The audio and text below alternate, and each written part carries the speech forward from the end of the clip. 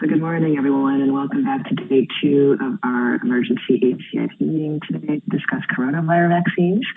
I'm going to actually turn it over to Dr. Ward just to ask if there's any additional announcements we need to run through today, and then I will run through roll call. No additional announcements. Just thank you to our members for reconvening today and for the CDC staff who are supporting the meeting, as well as those who are listening in. Thank you. We are going to start today with roll call of our members. And I'm just going to try and do my best to go in the order that it shows up on my screen. Dr. Bell.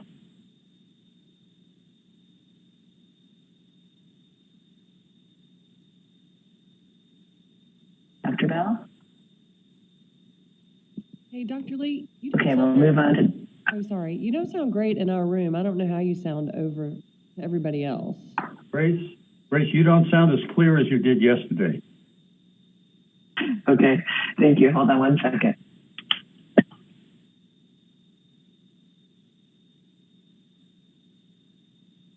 Is this better? Talk a little more. Count to 10. Now is it 10? Okay. That sounds much better. That's a lot better. Thank you, everybody. I appreciate that. We'll start with, let's see if Dr. Bell is able to unmute. Dr. Bell? Okay, let's come back to Dr. Bell. Here I am. Sorry, I'm having all kinds of technical problems here. Yes, so I am Beth Bell, Clinical Professor, Department of Global Health, University of Washington, and I have no conflicts. Thank you, Dr. Bell. Dr. Chen. Good morning, everyone. Wilbur Chen, Professor of Medicine at the University of Maryland School of Medicine. I have no conflicts. Thank you. Dr. Daly.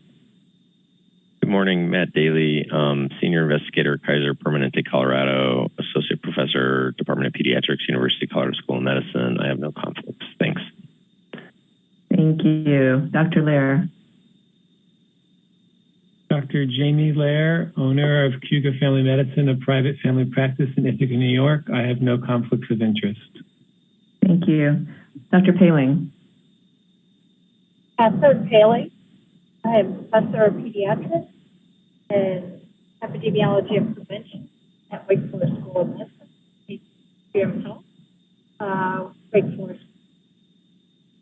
And do you have any conflicts? I have no conflicts. Thank you, Dr. Paling. I have no conflicts. Thank you. Thank you. Dr. Talbot. Good morning. I'm Kip Talbot. I'm an Associate Professor of Medicine and Health Policy. I do adult infectious diseases, and I have no conflicts. Thank you.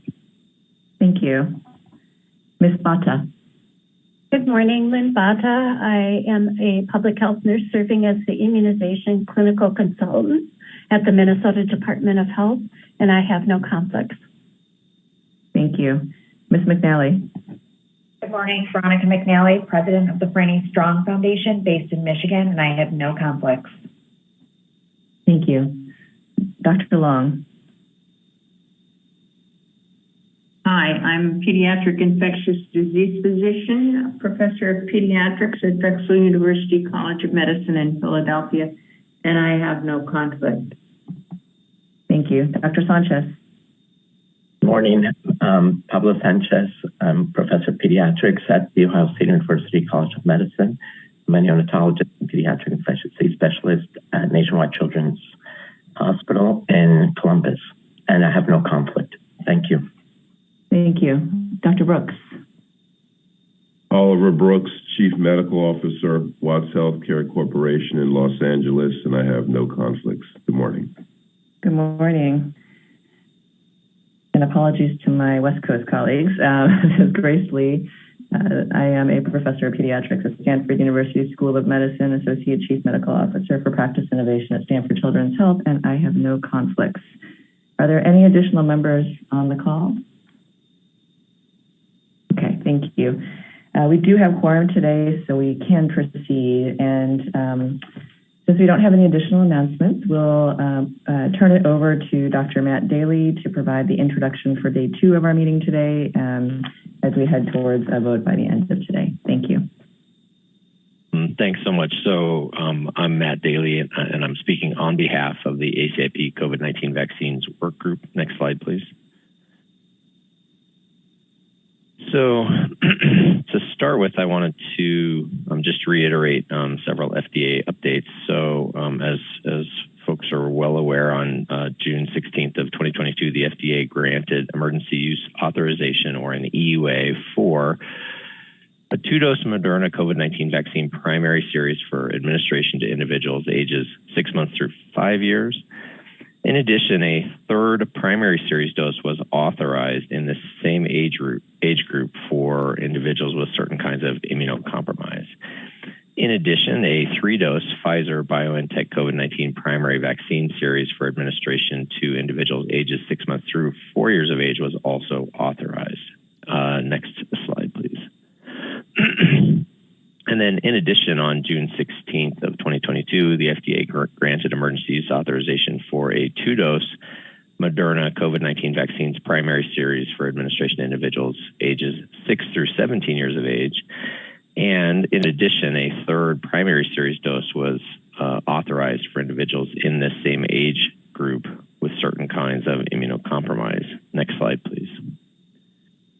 And so to review yesterday's meeting, yesterday we reviewed the epidemiology of COVID-19 in young children. We also examined what was known about real-world vaccine effectiveness in children older than the age group we're discussing today.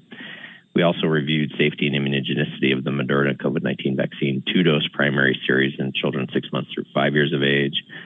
We reviewed data regarding safety and immunogenicity of the Pfizer-BioNTech COVID-19 as a 3-dose primary series in children ages 6 months through 4 years of age. And then at the close of the meeting, we reviewed ACIP COVID-19 Vaccine Workgroup interpretation of safety, immunogenicity, and efficacy of Moderna and Pfizer-BioNTech COVID-19 vaccine primary series data. And then we heard public comment. Next slide, please.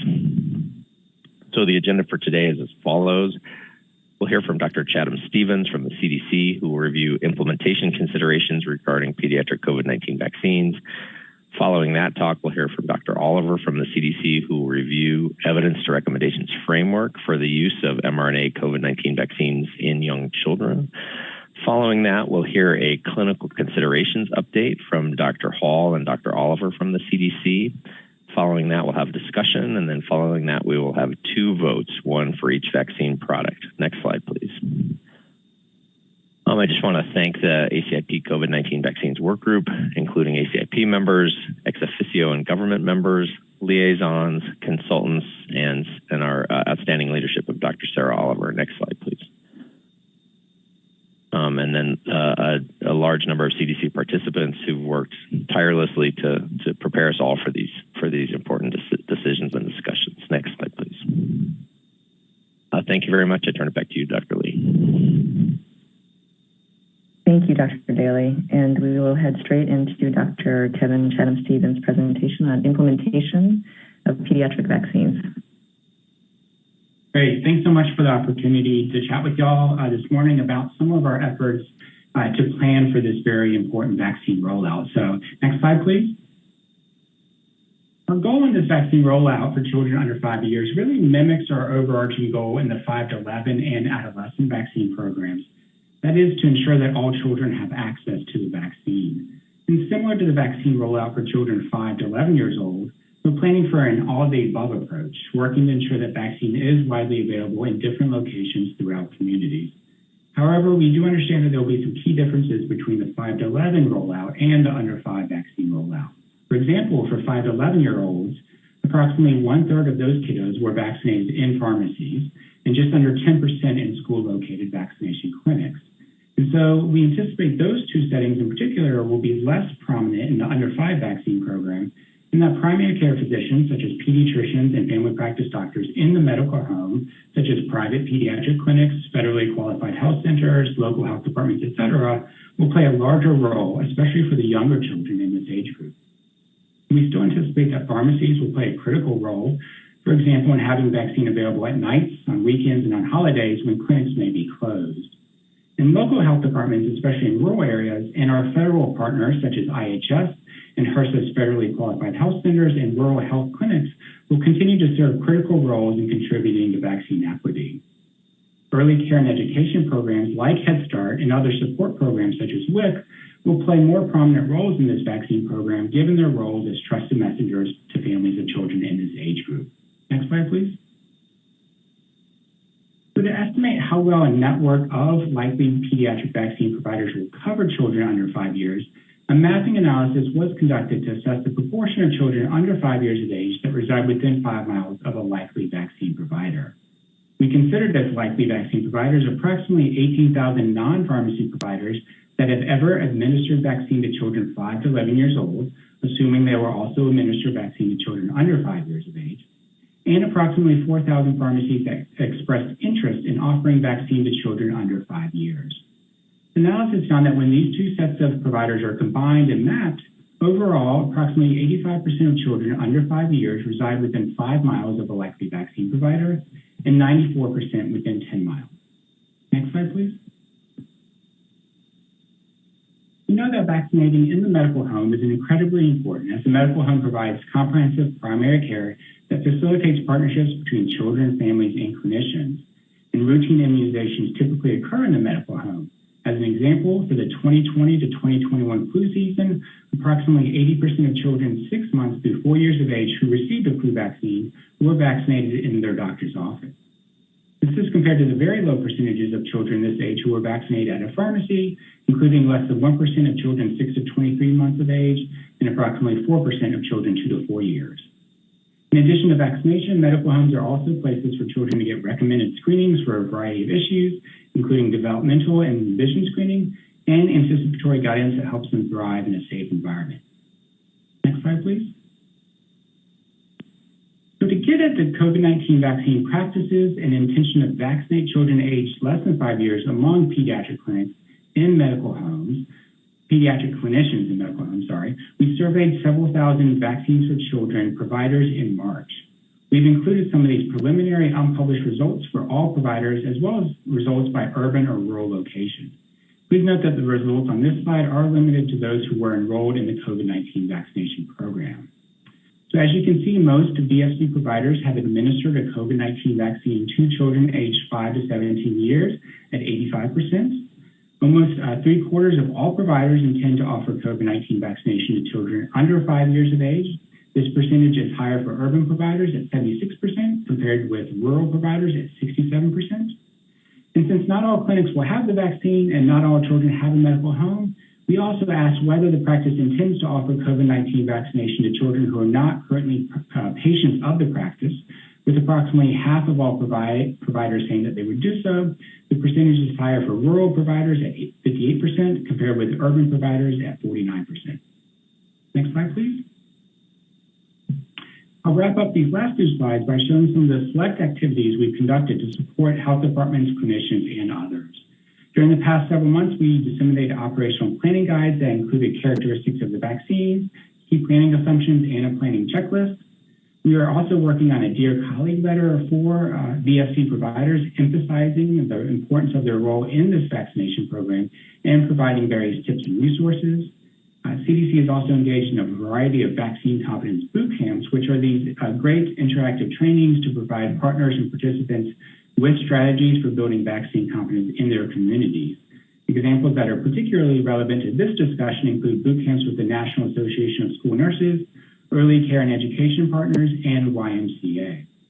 We've also shared jurisdiction-specific maps of likely vaccine providers for children under 5 years.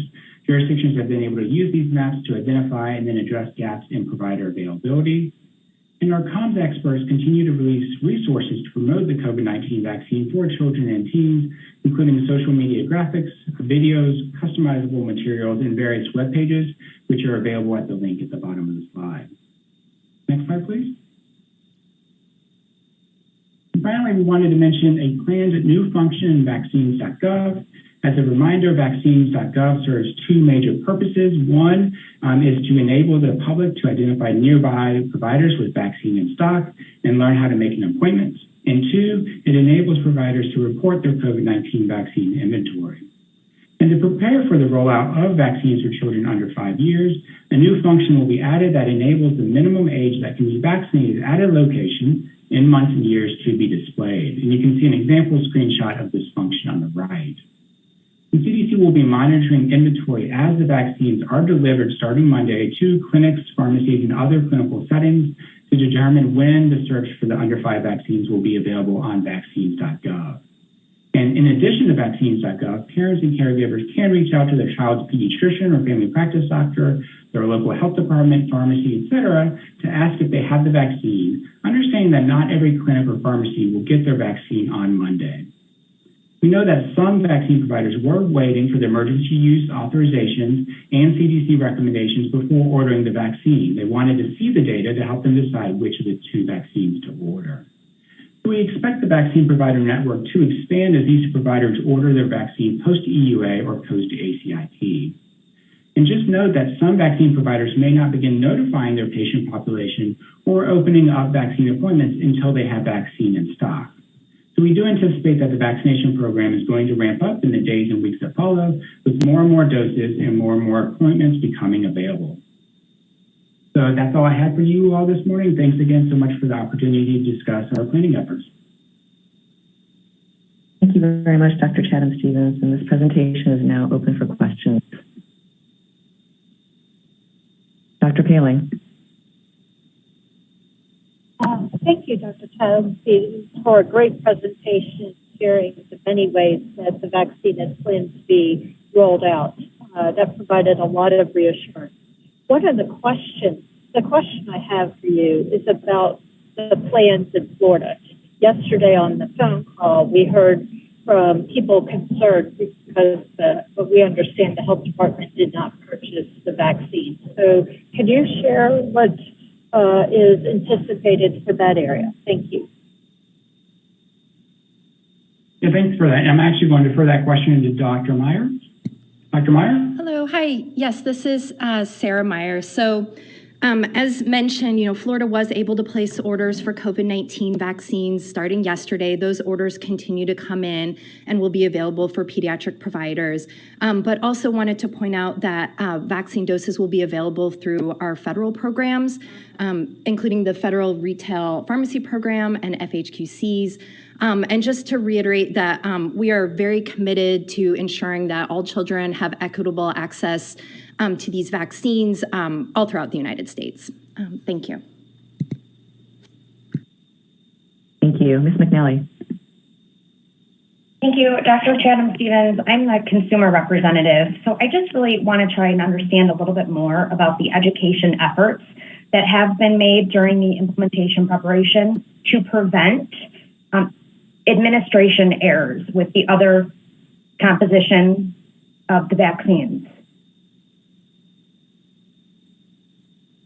Sure, thanks for that. So I think that's been a multi-pronged approach that has been going on and will continue to go on as these vaccines are launched and rolled out. I mentioned the operational planning guide, which did include some of the characteristics of the vaccine. And I believe that Dr. Oliver or Dr. Hall may get into this a little bit later, but the operational planning guide did include a couple of the issues with the Pfizer label, in which vials may state 2 to under 5 years of age, as well as that the vials should be discarded 6 hours after the first dilution. And the vials that are labeled that way can be used for the entire age group.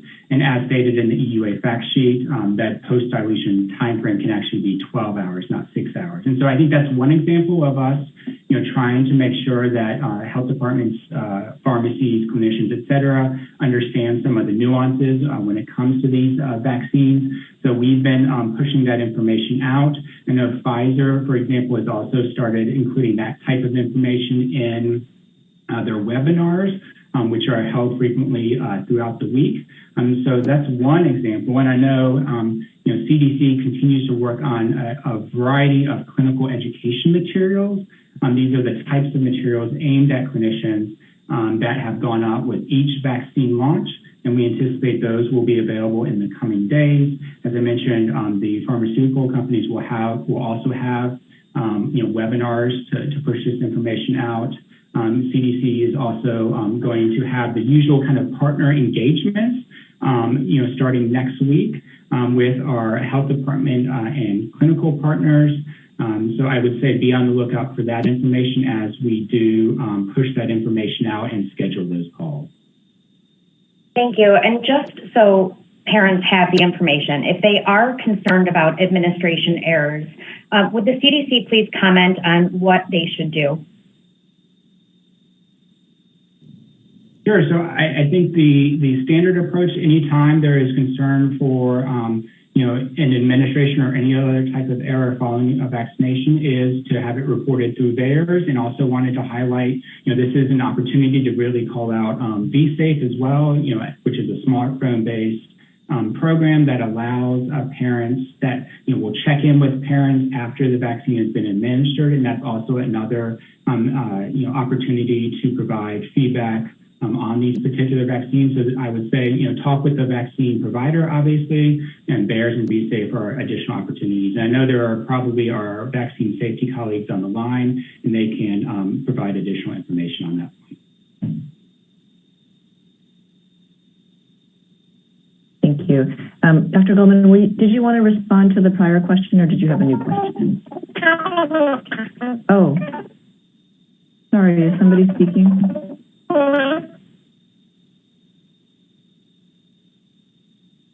Apologies, I can't hear who that is. I think that's Dr. Goldman, is that you? Trying to speak. Oh, okay, thank you. Are you able to? Dr. Goldman will come. Oh, thank you. Yes. Did you want to respond to the prior question, or did you have a new question? Well, it was in relation to Florida and somewhat of a new question. Okay, please go ahead. So thank you for this great presentation. Given that some jurisdictions are actively discouraging the use of this vaccine in various states, will there be any future efforts to revise how vaccines will be provided for the states in order to ensure equity, that all physicians can obtain access to the vaccine, or will we be going with the current process?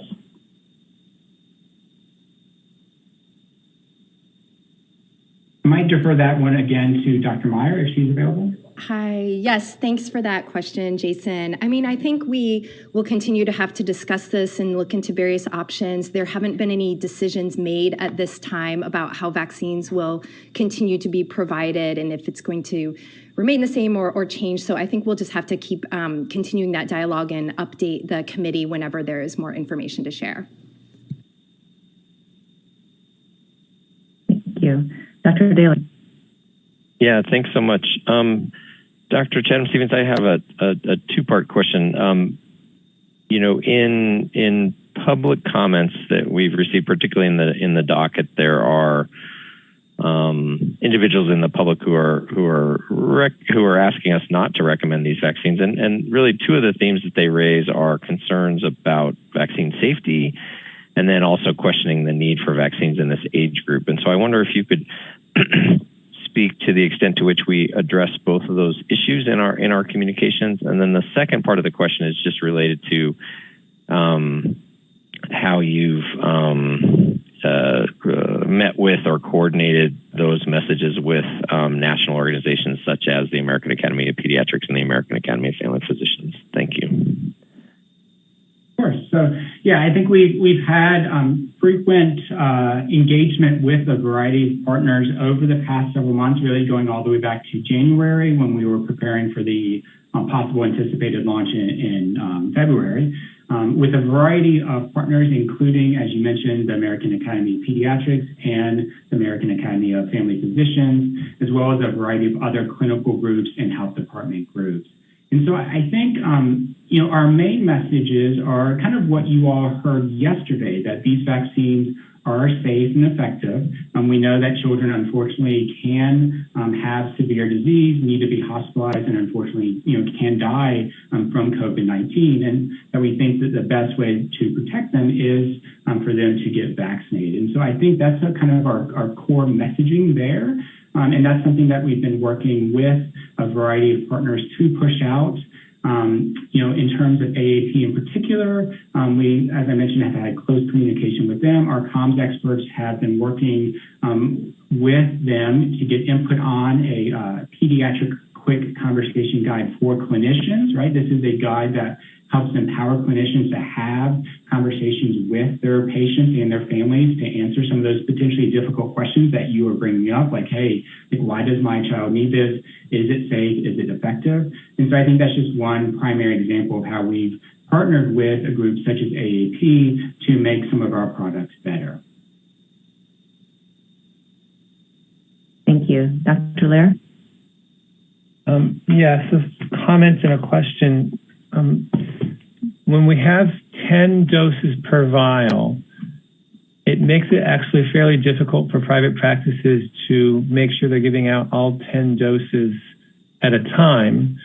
And you actually have to sort of plan on scheduling patients. You also need extra nursing staff. With the nursing stores that we're having, it's actually fairly difficult to coordinate many of these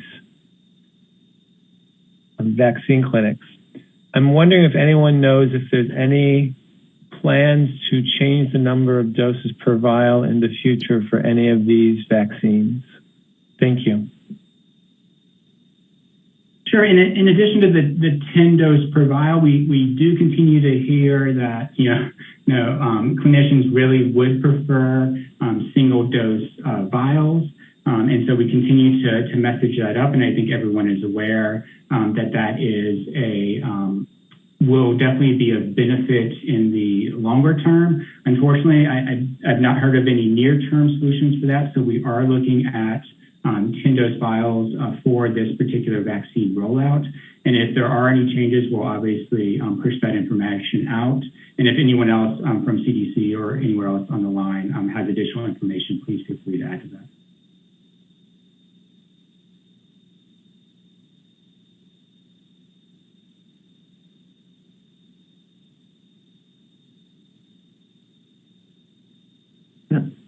Dr. Hogue. Following up on that question, I'm just wondering, to what extent is the 10-dose vial issue one that is driven by the manufacturers exclusively, or to maybe the FDA could comment on whether that is because early in the pandemic, as part of the ramp up to try to get vaccine out quickly, 10-dose vials were required by the FDA. So I wonder, could the FDA comment on when we might be able to move to single-use syringes or single-dose vials or something of that nature? From a regulatory perspective, does that come into play? Hi, this is Jordan Fink from FDA Office of Vaccines. So I don't believe FDA has been driving the presentation of the COVID vaccines that are being used in this effort to combat the pandemic.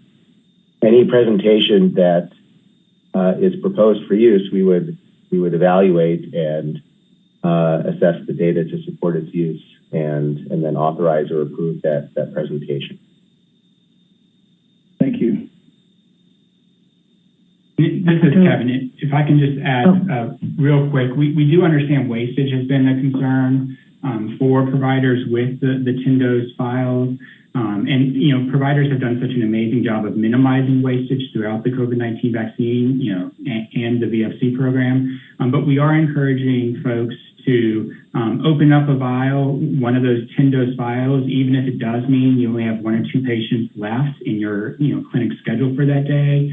Open up that vial and get those kiddos vaccinated, even if it does mean that the remainder of the doses will be wasted. So we are expecting the potential for more wastage with this particular vaccine program, understanding the context in which it's happening. So just wanted to add that in as well. Thank you. Thank you. Dr. Lair. Just to follow up, it's actually not the 10-dose vial, it's the 12-hour time limit. We have other 10-dose vials that we can use over days and weeks. And so I understand this is probably part of the mRNA manufacturing process and safety process, and I totally understand that. but it is the wastage issue. And if you have someone coming in for a well visit and you give them a dose and you maybe have one other well visit in the same age group later in the day, it feels very awkward and uncomfortable to waste several doses every day just because you don't have enough people, but you still want to give that child the vaccine that's in front of you right now. So it is a conundrum for practicing physicians. Thank you. Yeah, and this is Kevin. Just once again, we would encourage providers to do what you said. They do have those two children scheduled that day who can get the COVID-19 vaccine. Go ahead and open up that vial.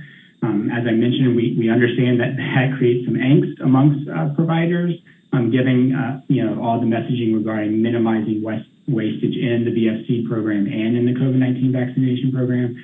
But just given some of the nuances and challenges with this particular vaccine program, and as you point out, the 10-dose vial and the 12-hour post-dilution timeframe, we do anticipate that there will be potentially more wastage with this particular vaccine rollout.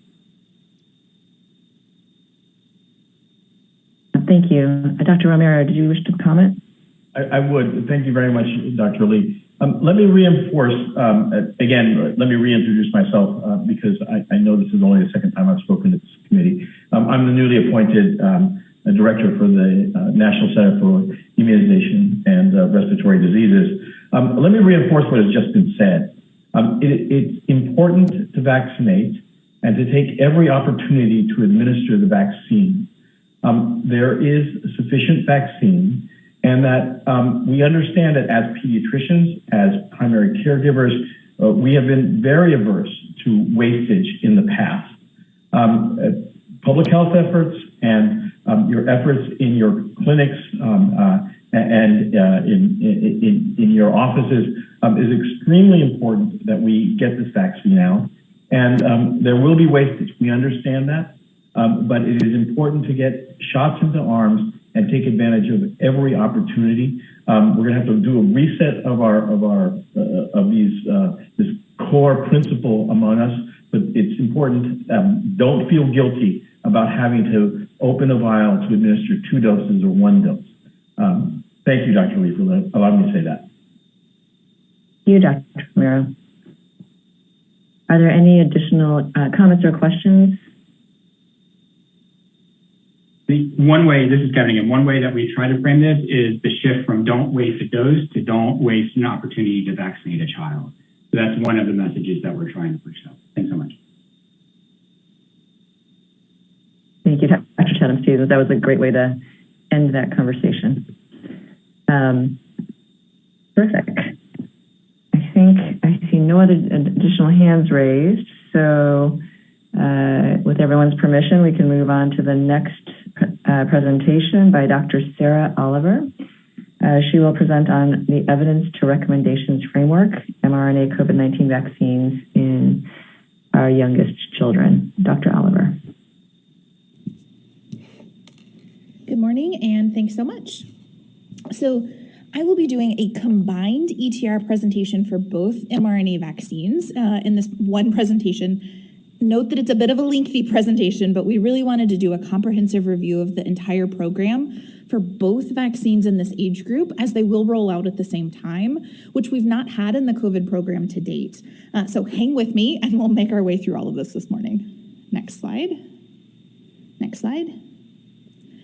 So ACIP is quite familiar with ETR at this point, but for others who may be listening for the first time, our evidence to recommendation framework is how we describe the information considered in moving from evidence to an ACIP vaccine recommendation to provide transparency around the impact of additional factors on deliberations when considering a recommendation. Next slide. These are the 2 policy questions we will be discussing. Should vaccination with Moderna, 2 doses at 25 micrograms, be recommended for children 6 months through 5 years of age under an EUA? And in addition, should vaccination with the Pfizer-BioNTech vaccine, 3 doses at 3 micrograms each, be recommended for children 6 months through 4 years of age under an EUA? Next slide. Then this is the overall PICO question. The population, which we will refer to as young children in the slides, will either be 6 months through 4 years of age or 6 months through 5 years of age, depending on the vaccine of focus. Then the comparison group for both is to no vaccine. We aren't comparing the two vaccines to each other. Next slide.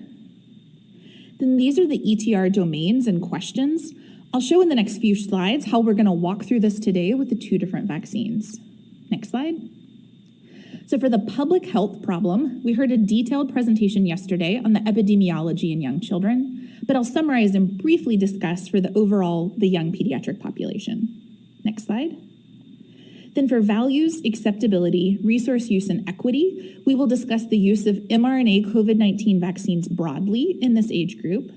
Next slide. And for benefits and harms and feasibility, we'll present manufacturer-specific data as well as manufacturer-specific work group judgments. Next slide.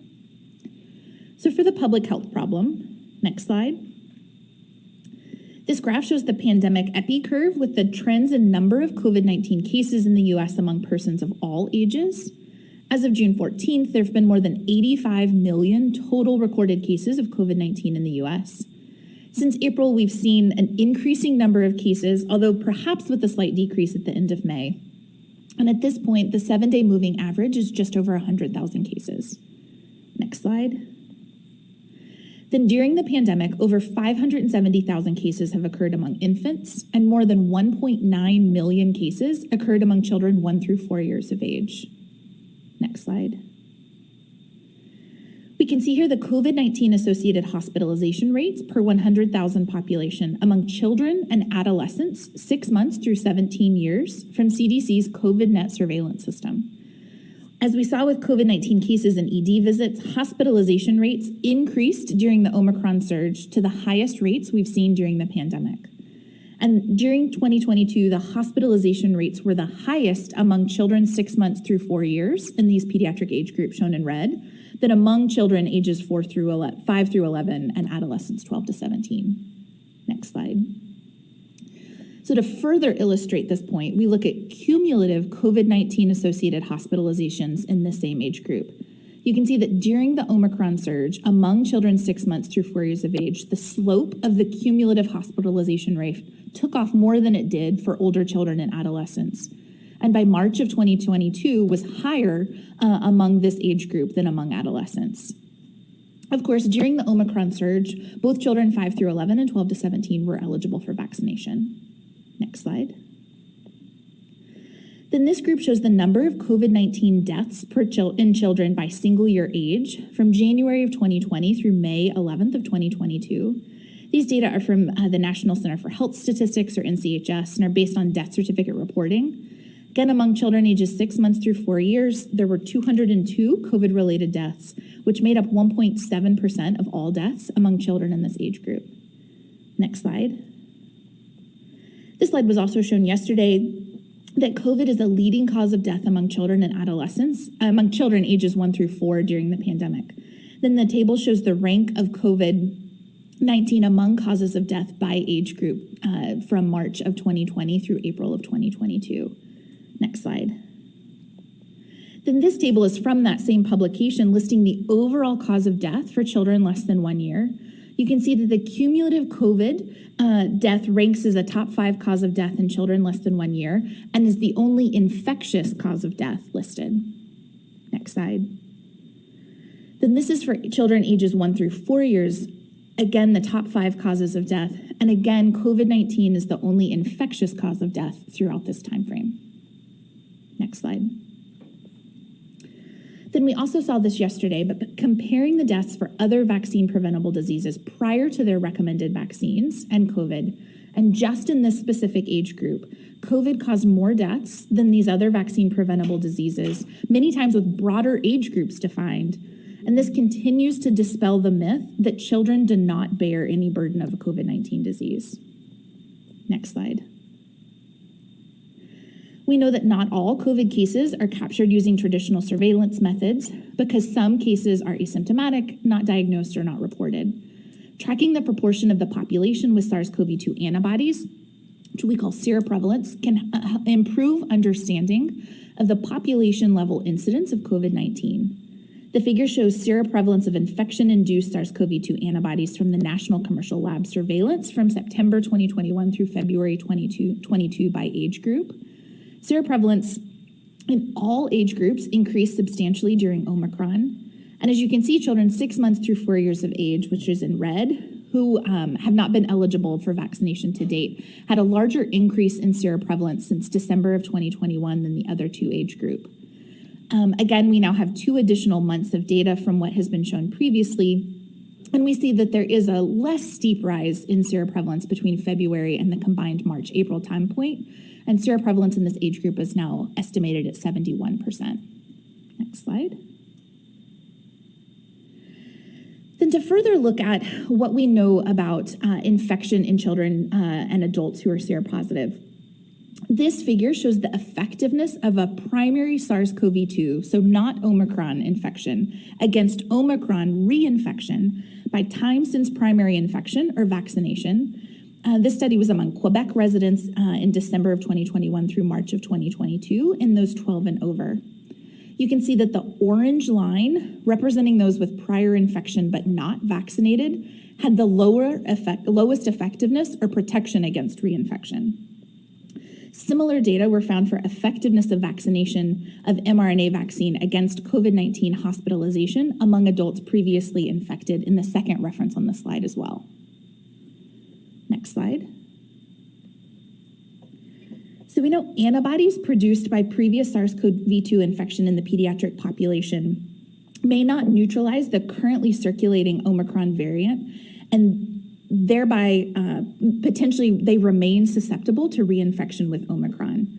Vaccine, and this was a study that was done in children, induced much broader neutralizing antibody response against variants of concern, including alpha, beta, gamma, delta, and Omicron, compared with natural immunity induced following the SARS-CoV-2 infection. This study highlights the importance of vaccinating children with prior infection to prevent both severe disease and future infections. Next slide. In summary, COVID-19 has caused over 2 million cases among children ages 6 months through 4 years. We know children in this age group are at risk of severe illness from COVID. We heard yesterday that more than half of hospitalized children in this age group had no underlying medical conditions.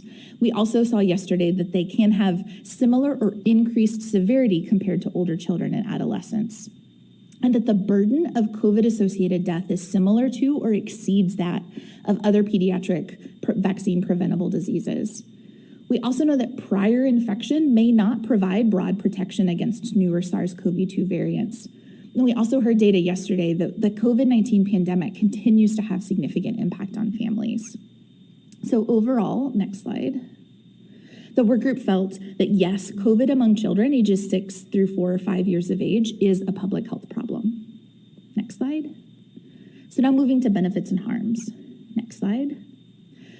First, we'll discuss the Moderna vaccine with their grade summary, then the Pfizer vaccine also with a grade summary, then other considerations, which includes a number needed to vaccinate assessment. Next slide. We discussed much of this in detail yesterday, so I won't go through everything again, but just as a reminder, data from the Moderna COVID-19 vaccine comes from one phase 2/3 randomized controlled trial conducted in the US. Participants were randomized 3-to-1 vaccine saline to saline placebo. Then per protocol, the 2 co-primary endpoints were for immunobridging were geometric mean ratios and seroresponse. Efficacy data were also provided for symptomatic infection. Relative risks were calculated from cases in the study population, and VE for grade was calculated based on these relative risks. In addition, a sensitivity analysis of VE was performed to include COVID-19 cases that were identified using home testing but lacking PCR confirmation. Next slide.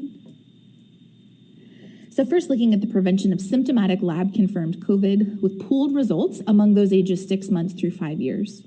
Using the CDC case definition, we see a vaccine efficacy of 40.3% among those who are seronegative at baseline, and a VE of 37.8% when those seropositive at baseline were also included. In a sensitivity analyses, including home tests, the VE was 36.6%. The VE of 37.8, using the CDC case definition among seropositive or seronegative, is the outcome that was used in GRADE. Next slide. The phase 2-3 trial was also designed to use immunobridging to evaluate efficacy, and will present those data to support the efficacy data already presented. Immunobridging studies are used to compare immunogenicity for a group of interest. So for here, children 6 months through 23 months or 2 to 5 years, with a comparison group and where efficacy has been demonstrated in clinical trials. So for this, it was those adults aged 18 to 25 years. The immune response to vaccine was evaluated using a geometric mean ratio, or GMR, of children to young adults. Non-inferiority criteria are met when the lower bound of the 95% confidence interval for the ratio comparing the geometric mean neutralizing antibody titers for the two groups is not less than a preset value, which for this evaluation was 0.67. In both ages 6 months to 23 months and 2 to 5 years, the immune response to vaccine was non-inferior to that observed in those aged 18 to 25 years, with a GMR of 1.28 on the younger age groups and 1.01 in the 2 to 5. Next slide.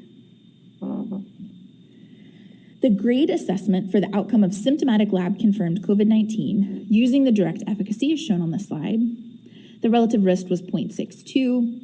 There were no serious concerns in the certainty estimate, and the final evidence type was type 1. Next slide. GRADE was also performed for symptomatic lab-confirmed COVID using immunobridging. Among both age groups, the non-inferiority criteria were met. There were serious concerns of indirectness because immunogenicity is a surrogate marker of efficacy, and the final evidence type was moderate or type 2. Next slide. Then the next outcome of interest is asymptomatic SARS-CoV-2 infection. For this trial, it was identified by absence of symptoms and at least one of the following: binding antibodies against SARS-CoV-2 nucleocapsid protein, negative at day 1 that became positive later, or a positive PCR test post-baseline at a scheduled or unscheduled visit. And participants who were PCR positive at baseline were excluded. Next slide. Among children ages 6 months through 5 years, the VE against asymptomatic infection was 16%, the confidence interval of -18 to 40. This is the outcome that was used for GRADE. In addition, when home antigen tests were included, the VE estimate was 21%, with a confidence interval of 4.5 to 35. Next slide. For the GRADE assessment of this outcome, the relative risk was 0.84. Serious concerns of indirectness because asymptomatic SARS-CoV-2 PCR testing on the full cohort only occurred once, and serology was not done on all participants. There were also serious concerns of imprecision due to the wide confidence interval. And the final evidence type was low certainty, or type 3. Next slide. These are the data on the critical outcome for serious adverse events. In the phase 2-3 trial among both age groups, there were 24 participants who experienced 28 events among the 4,800 children in the vaccine group, and 3 participants who experienced 4 events out of 1,600 in the placebo group, for a comparison of 0.5% to 0.19%. One participant experienced 2 SAEs of fever and febrile seizure that were considered possibly related by FDA. No deaths were reported. Next slide. So for GRADE for SAEs, there was serious concern of indirectness due to the short duration of follow-up of 2 months after dose 2. There were also very serious concerns for study size and the width of the confidence interval. So the final evidence type was type 4. Next slide. The next outcome for severe reactogenicity, grade 3 or 4. The definitions are included here, but the overall main criteria for grade 3 or higher is typically a symptom that prevented daily activity. Next slide. Overall, 7.7% of vaccine recipients and 4.1% of placebo recipients reported a local or systemic reaction that was grade 3 or higher. The majority of these events were grade 3. There were 15 fevers of 40 degrees or over in the vaccine group and 3 in the placebo group. Next slide. The GRADE assessment for reactogenicity relative risk was 1.87. There were no serious concerns in the certainty assessment, and the final evidence type was type 1. Next slide. So this table summarizes the GRADE assessment for the Moderna vaccine. In terms of benefits, the available data indicate that the vaccine is effective for preventing symptomatic COVID with an evidence type 1 from direct efficacy and type 2 from immunobridging. The vaccine did not demonstrate efficacy in the prevention of asymptomatic infection with an evidence type 3. In terms of harm, serious adverse events was type 4, and the evidence type for reactogenicity was type 1. Next slide. So in conclusion, efficacy seen after 2 doses of the Moderna vaccine in children ages 6 months through 5 years of age in the trial. It's consistent with the real-world vaccine effectiveness of other ages in Omicron, and the comparison of antibody levels met the immunobridging criteria, and the reactogenicity post-vaccine is consistent with other recommended vaccines in this age group. Next slide. Next, we'll move to grade for the Pfizer vaccine among children ages 6 months through 4 years. Again, we won't go over it in detail, but the Pfizer phase 2-3 trial was conducted in the US, Finland, Poland, and Spain. Participants were randomized 2-to-1 vaccine to saline placebo. The interval between dose 1 and dose 2 was 21 days, and the interval between dose 2 and dose 3 varied with a median of 11 to 16 weeks. Direct efficacy and immunobridging were per protocol primary endpoints and were evaluated. The median follow-up after dose 3 was 1.3 months. And again, VE from relative risk was also calculated. Next slide. Then we went through this in more detail yesterday, but the table again shows the study populations for each dose. While most of the randomized participants received the first 2 doses, only 32.9% of the vaccine arm and 30.7% of the placebo arm went on to receive a blinded 3rd dose due to the protocol-specified unblinding at 6 months after the 2nd dose. Next slide. The 3-dose vaccine efficacy estimate for symptomatic lab-confirmed COVID-19 among participants ages 6 months through 23 years was 76%. For participants ages 2 through 4 years, the 3-dose vaccine efficacy estimate was 81%, and the combined efficacy estimate was 80%. Next slide. The immune response to vaccine in children ages 6 through 23 months and those 2 to 4 years was non-inferior to that observed in young adults ages 16 through 25 years. Again, with a geometric mean ratio of 1.19 in children ages 6 to 23 months and a GMR of 1.3 in children ages 2 to 4 months. Next slide. Then again, for context, the trial was originally designed to be evaluated as a 2-dose primary series. The 2-dose vaccine efficacy for participants aged 6 through 23 months was 15%, and non-inferiority criteria for immunobridging were met. The vaccine efficacy for those 2 through 4 years was 32%. However, non-inferiority criteria for immunobridging were not met. Next slide. So the grade assessment for the outcome of symptomatic lab-confirmed COVID was assessed using direct efficacy.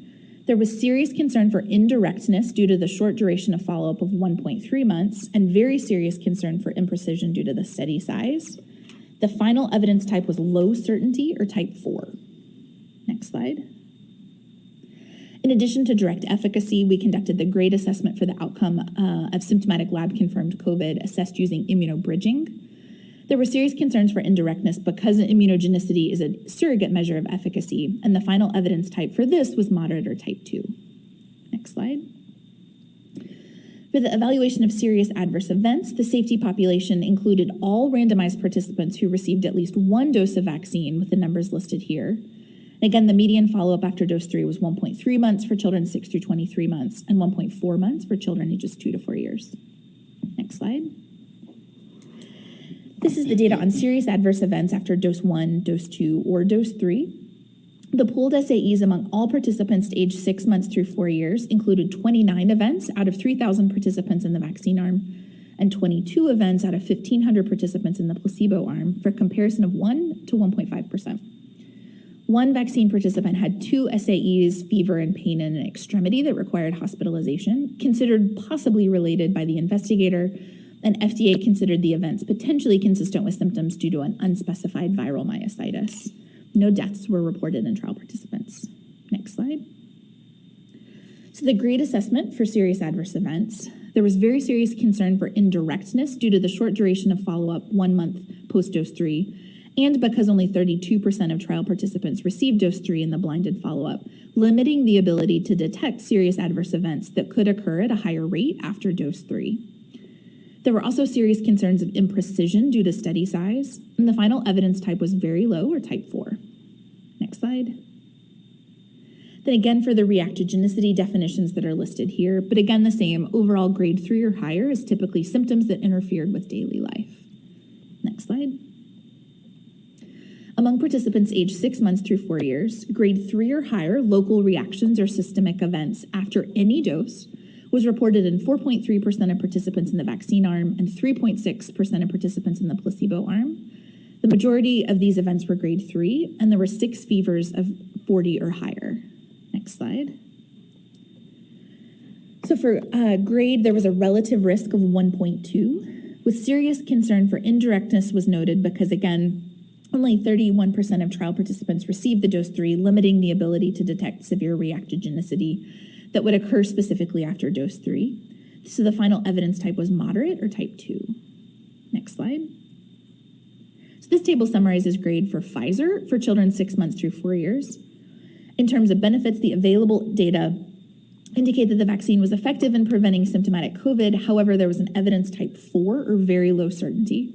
And for the direct efficacy evidence data, and an evidence of type 2 or moderate certainty for immunobridging. In terms of harm, the serious adverse event reportings were comparable, but there was concern for indirectness and imprecision for type 4, and for reactogenicity, there was an evidence type 2. Next slide. So in summary for Pfizer, the conclusions from the trial that the antibody levels seen after 3 doses in children ages 6 months through 4 years produced similar antibody levels after 2 doses in individuals 16 through 24 years. Reactogenicity post-vaccine was similar for each of the 3 vaccine doses and similar to the reactions seen in the placebo recipients. Efficacy estimates are difficult to interpret given the small numbers and limited follow-up size, and the impact of the longer interval in the trial between dose 2 and dose 3 on efficacy, reactogenicity, or safety are unknown. Next slide. So moving on to other considerations for benefits and harms. Next slide. First, for COVID vaccines and seropositivity. The Omicron wave surges, the pediatric COVID-19 hospitalization occurred even with high seroprevalence, again suggesting that this alone is not sufficient to provide broad protection. Many millions of seropositive individuals have been vaccinated without safety concerns. Vaccination remains the safest strategy for preventing complications from SARS-CoV-2 infection and offers additional protection against reinfection. And as we saw earlier, prior infection may not provide broad protection against newer SARS-CoV-2 variants. However, the clinical considerations state that for people who recently had a SARS-CoV-2 infection, they may consider delaying their COVID vaccine by 3 months from symptom onset or a positive test. An increased time between infection and vaccination may result in an improved immune response to vaccination, and a low risk of reinfection has been observed in the weeks following infection. Next slide. Then thinking through myocarditis in young children. The image on the right is from a presentation from Dr. Oster earlier to ACIP.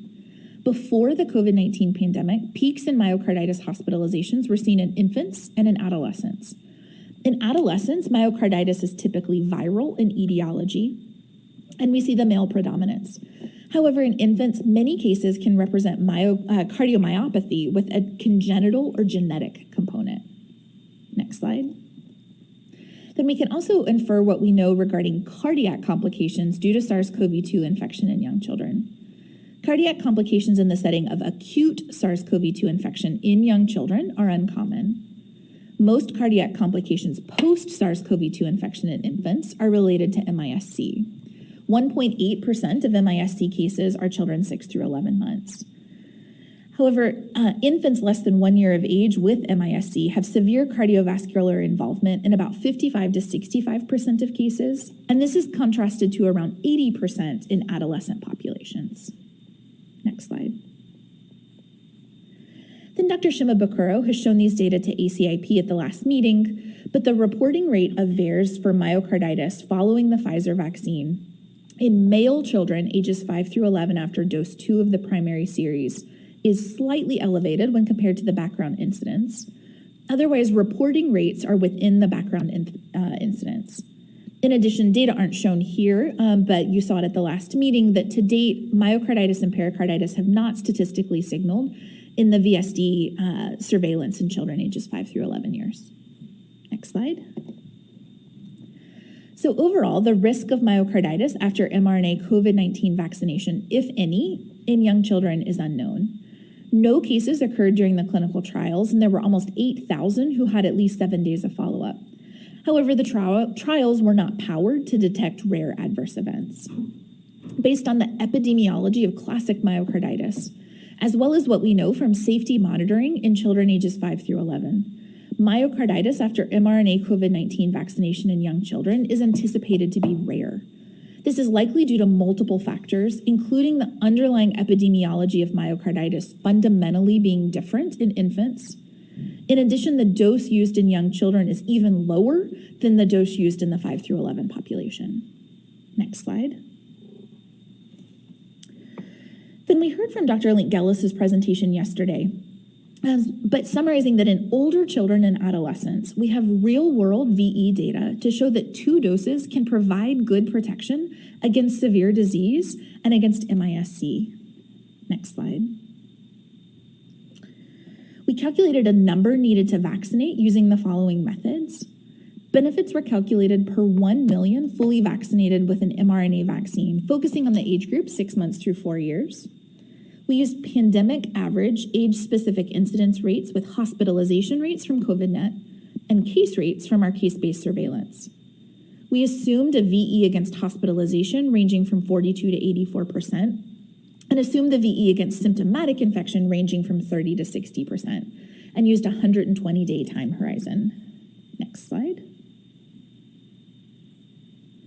Among children ages 6 months through 4 years, 600 to 1,300 vaccinations are needed to prevent 1 case, and 6,100 to 12,000 vaccinations are needed to prevent 1 hospitalization over a 120-day period.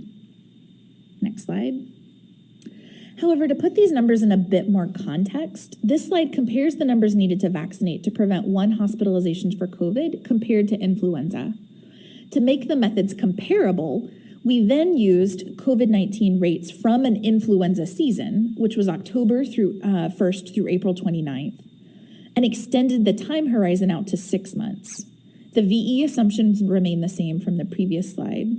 And under these set of assumptions, making them comparable between COVID and flu, we see that the number needed to vaccinate to prevent 1 COVID hospitalization ranges from 1,600 to 3,300 in comparison. And then the number needed to vaccinate for 1 flu hospitalization in this similar age group is 1,000 to 6,800. Next slide. In summary, for the known and potential benefits, the clinical trials provide data for protection against symptomatic infection. Then the clinical trials were not powered to detect efficacy against severe disease in young children, but similar patterns are expected to what is seen in everyone 5 and over, with higher protection against severe disease. Emerging data in adults suggest that post-COVID conditions may be less likely to occur in vaccinated individuals. And vaccination in this age group may also provide parents with increased confidence to return to pre-pandemic activities, improving social interactions for young children. Next slide. So a summary for known and potential harms. The clinical trial data provided safety data in nearly 8,000 vaccinated young children. Note that this is a larger safety database than any of the prior pediatric age groups for COVID vaccines. We also have post-authorization safety data after almost 600 million doses of COVID-19 vaccines given in the United States. Post-authorization safety data for children ages 5 through 11 are very reassuring. The reporting rates of myocarditis in males are only slightly elevated compared to the background incidence, likely related to both underlying epidemiology of myocarditis and dose de-escalation. Next slide. So in summary for benefits and harms, these are the first COVID-19 vaccine clinical trials conducted exclusively during the Omicron predominance. Post-authorization VE studies have shown a lower effectiveness during Omicron compared to the previous SARS-CoV-2 variants. Both mRNA COVID-19 vaccines for young children met the non-inferiority criteria for neutralizing antibody levels. And we've noted differences in certainty of efficacy estimates for each of the mRNA vaccines and cannot directly compare their efficacy estimates. Importantly, though, we know that receipt of a primary COVID-19 vaccine series can provide protection against COVID-19 disease and severe outcomes. Therefore, reviewing the totality of this data, the benefits of the COVID vaccines in young children outweigh possible risks. Next slide. So the work group felt that the desired anticipated effects were moderate to large, reflecting some uncertainty with regards to the efficacy estimates. Next slide.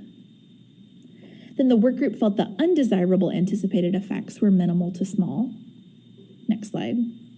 So then for manufacturer specific, the work group judgment for Moderna specifically felt that the desirable effects outweighed the undesirable effects. Next slide. The work group felt the same, that the desirable effects outweighed undesirable for the Pfizer vaccine as well. Next slide.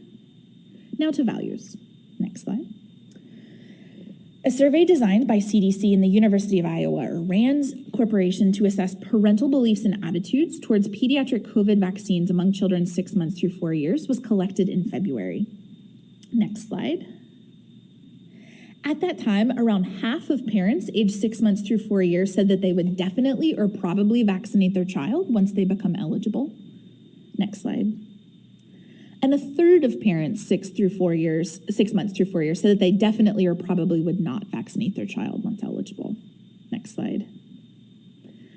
Only a fifth of respondents said that they would get their child vaccinated within 3 months after becoming eligible, but additional populations said that they would with subsequent time. Next slide. Then at that time, parents were asked about preference for a 2-dose or a 3-dose series, with some uncertainty around the timing availability.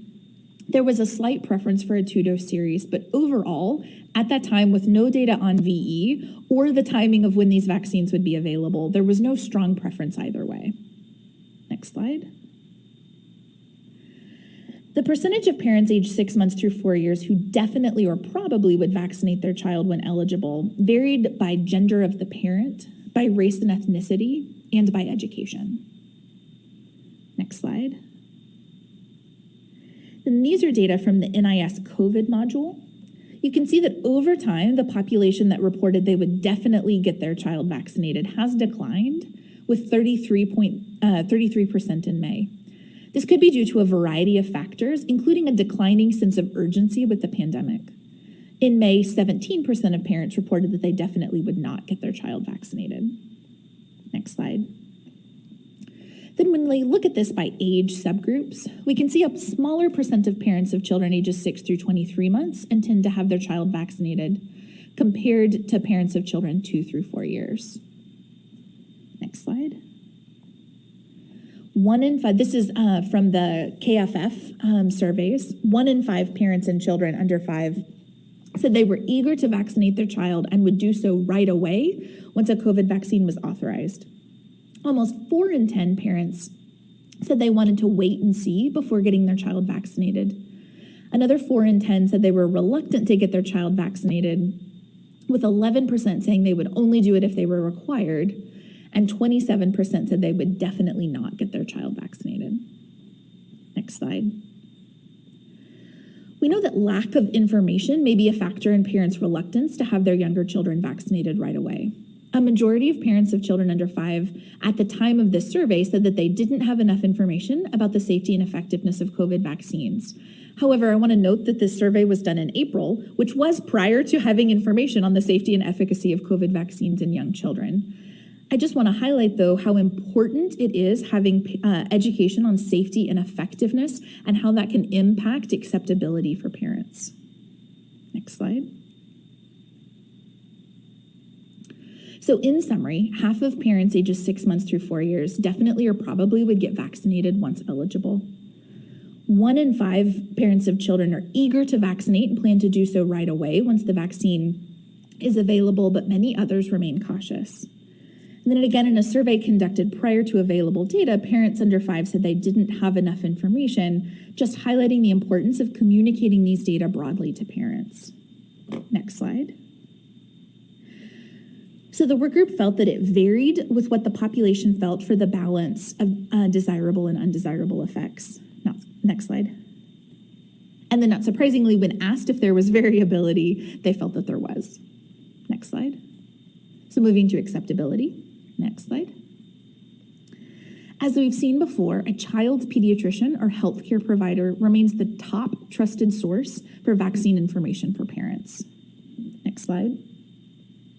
Then we've already discussed at today's ACIP meeting the involvement of the VFC or Vaccine for Children's program, with many of the VFC providers being enrolled as COVID providers. And we know for young children especially, this program will be important.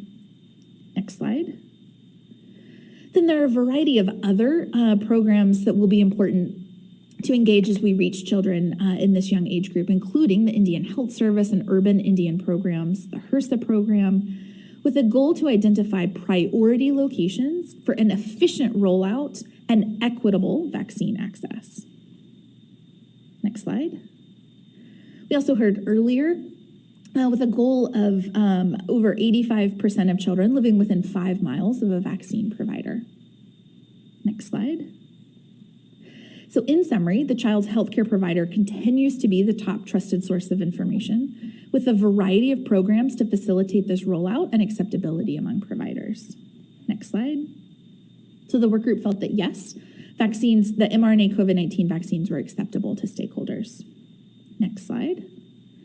Now for feasibility, next slide.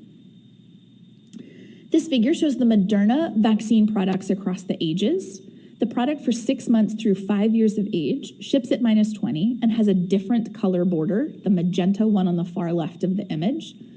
It is a different concentration than the adult primary series. It will have a new NDC code, and it does not require diluent. Next slide. Then the Pfizer vaccine for children 6 months through 4 years of age ships at -80. Like all current COVID-19 vaccines, has a similar product configuration to the 5 through 11 vaccine, but with a different color cap, so it's the maroon one on the far right of the image, has a different amount of diluent added, and a new NDC code as well. Next slide. We've already discussed today, but the product configuration for both products currently are 10-dose vials and cartons of 10 vials each, so 100 doses total, leading to a minimum order quantity of 100 doses per product. Ancillary supplies will be provided for both vaccine products, including pediatric-specific needles, and diluent will be provided with the Pfizer orders. Next slide.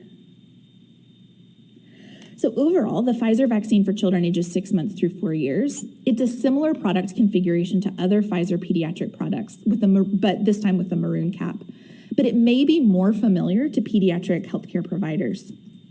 The long-term storage requires an ultra-low temp freezer, and it does require diluent. For the Moderna vaccine for children 6 months through 5 years, it may be less familiar to pediatric healthcare providers. But the product is able to be stored at traditional freezer temperatures and does not require diluent. Next slide. Overall, the work group felt the Moderna vaccine was feasible to implement. Next slide. And the work group also felt that the Pfizer vaccine was feasible to implement. However, discussions on the work group highlighted that the lack of diluent and other storage issues may make the Moderna vaccine more feasible to implement, especially for new providers to the COVID vaccine program. Next slide. For resource use. Guys, we're almost there. Next slide. So no studies were found that evaluated cost effectiveness of COVID-19 vaccination among children. Studies in adults have shown that COVID-19 vaccine-related healthcare costs could be billions or trillions of dollars. Given this, COVID vaccines overall are likely cost-saving. In a study conducted by Pfizer, they estimated that the Pfizer vaccine use in individuals 12 and over in 2021 may have averted 9 million cases, almost 700,000 hospitalizations, and over 100,000 deaths, which would have resulted in $30 billion of direct healthcare cost savings. At this time, a vaccine will be available at no cost to the recipient. And as we've discussed previously, cost effectiveness is not a primary driver for decision-making during the pandemic, but will continue to be reassessed in the future. Next slide. So the work group felt that the mRNA COVID vaccines in young children were a reasonable and efficient allocation of resources. Next slide. Then for equity, I want to take just a moment to note that we're working to make improvements to the equity domain, and ACIP will hear more about this at future meetings. Next slide. This slide shows COVID weekly cases by race and ethnicity among children less than 4. All children saw an increase during the Omicron surge, but note the considerable increase among American Indian and Alaskan Native children. Next slide. Then this again is from the NIS Child Survey, and you can see parental intent varies by race and ethnicity and household income on the left, as well as metropolitan area with, again, lower intent among rural individuals, as we've seen, and then much higher intent among those who have previously received their flu vaccine. Next slide. There were also HHS focus groups that were conducted focusing on race and ethnicity, specifically for some of the focus groups, and another of the overall population without a specific race and ethnicity focus. Next slide. I won't read each of these in detail, but we wanted to include them all so you can come back and read them. This slide shows for parents of children 6 months through 2 years of age. Several parents, again, noted the importance of the pediatrician recommendation. And many parents, again, discussed the importance of time, with several parents noting a wait-and-see approach. Next slide. Then this slide again shows for parents of children 2 through 4 years of age, again discussing the importance from a trusted source, or noting their own personal experience with COVID or COVID vaccine was really impacting their decision to vaccinate their young child. Next slide. So summarizing the major themes that we're seeing in these focus groups. Again, parents' personal experience with COVID informs their the importance of the vaccine. Then on the focus groups, we've heard the pervasive idea that children are not at high risk for having severe COVID, which we addressed with data again earlier today. And again, many parents highlighted the importance of time and a desire to wait and see. Next slide. So then these next 2 slides will highlight where we're trying to take the equity domain in the future. Instead of it being a binary question, we're trying to identify actions that can be taken to improve equity regarding COVID vaccines. First, we know CDC and healthcare providers are trusted sources for parents. Parents want to discuss both the pros and the cons of vaccination. Ads need to include representative images, including diversity in race and ethnicity and in gender.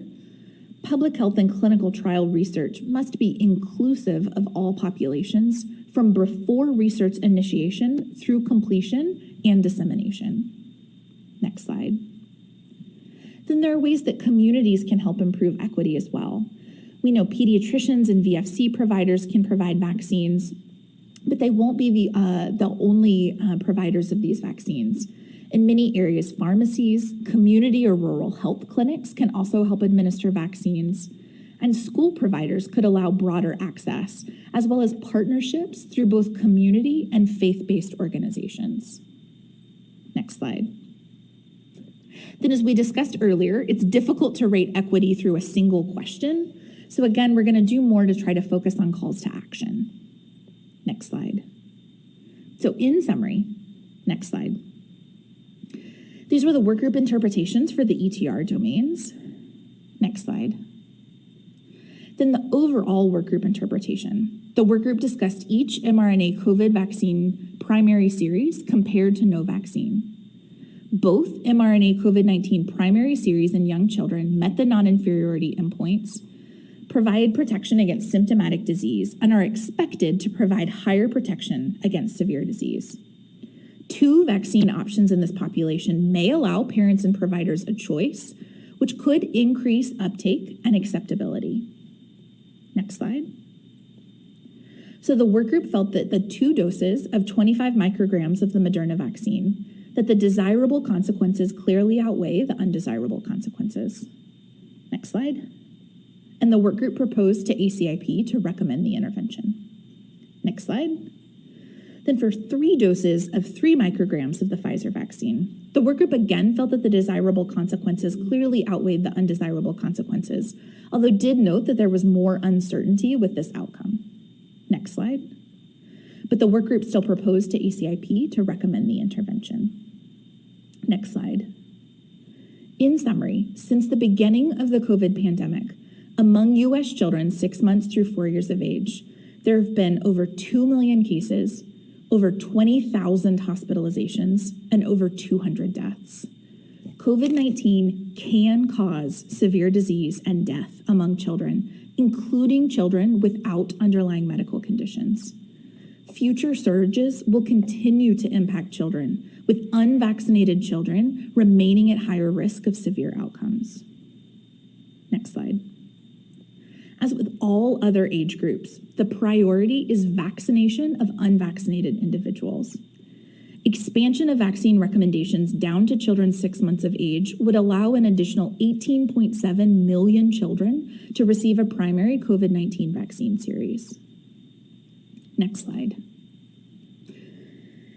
Then we'll move to the clinical considerations in just a second, but highlighting that this would be the proposed schedule for children who are not moderately to severely immunocompromised.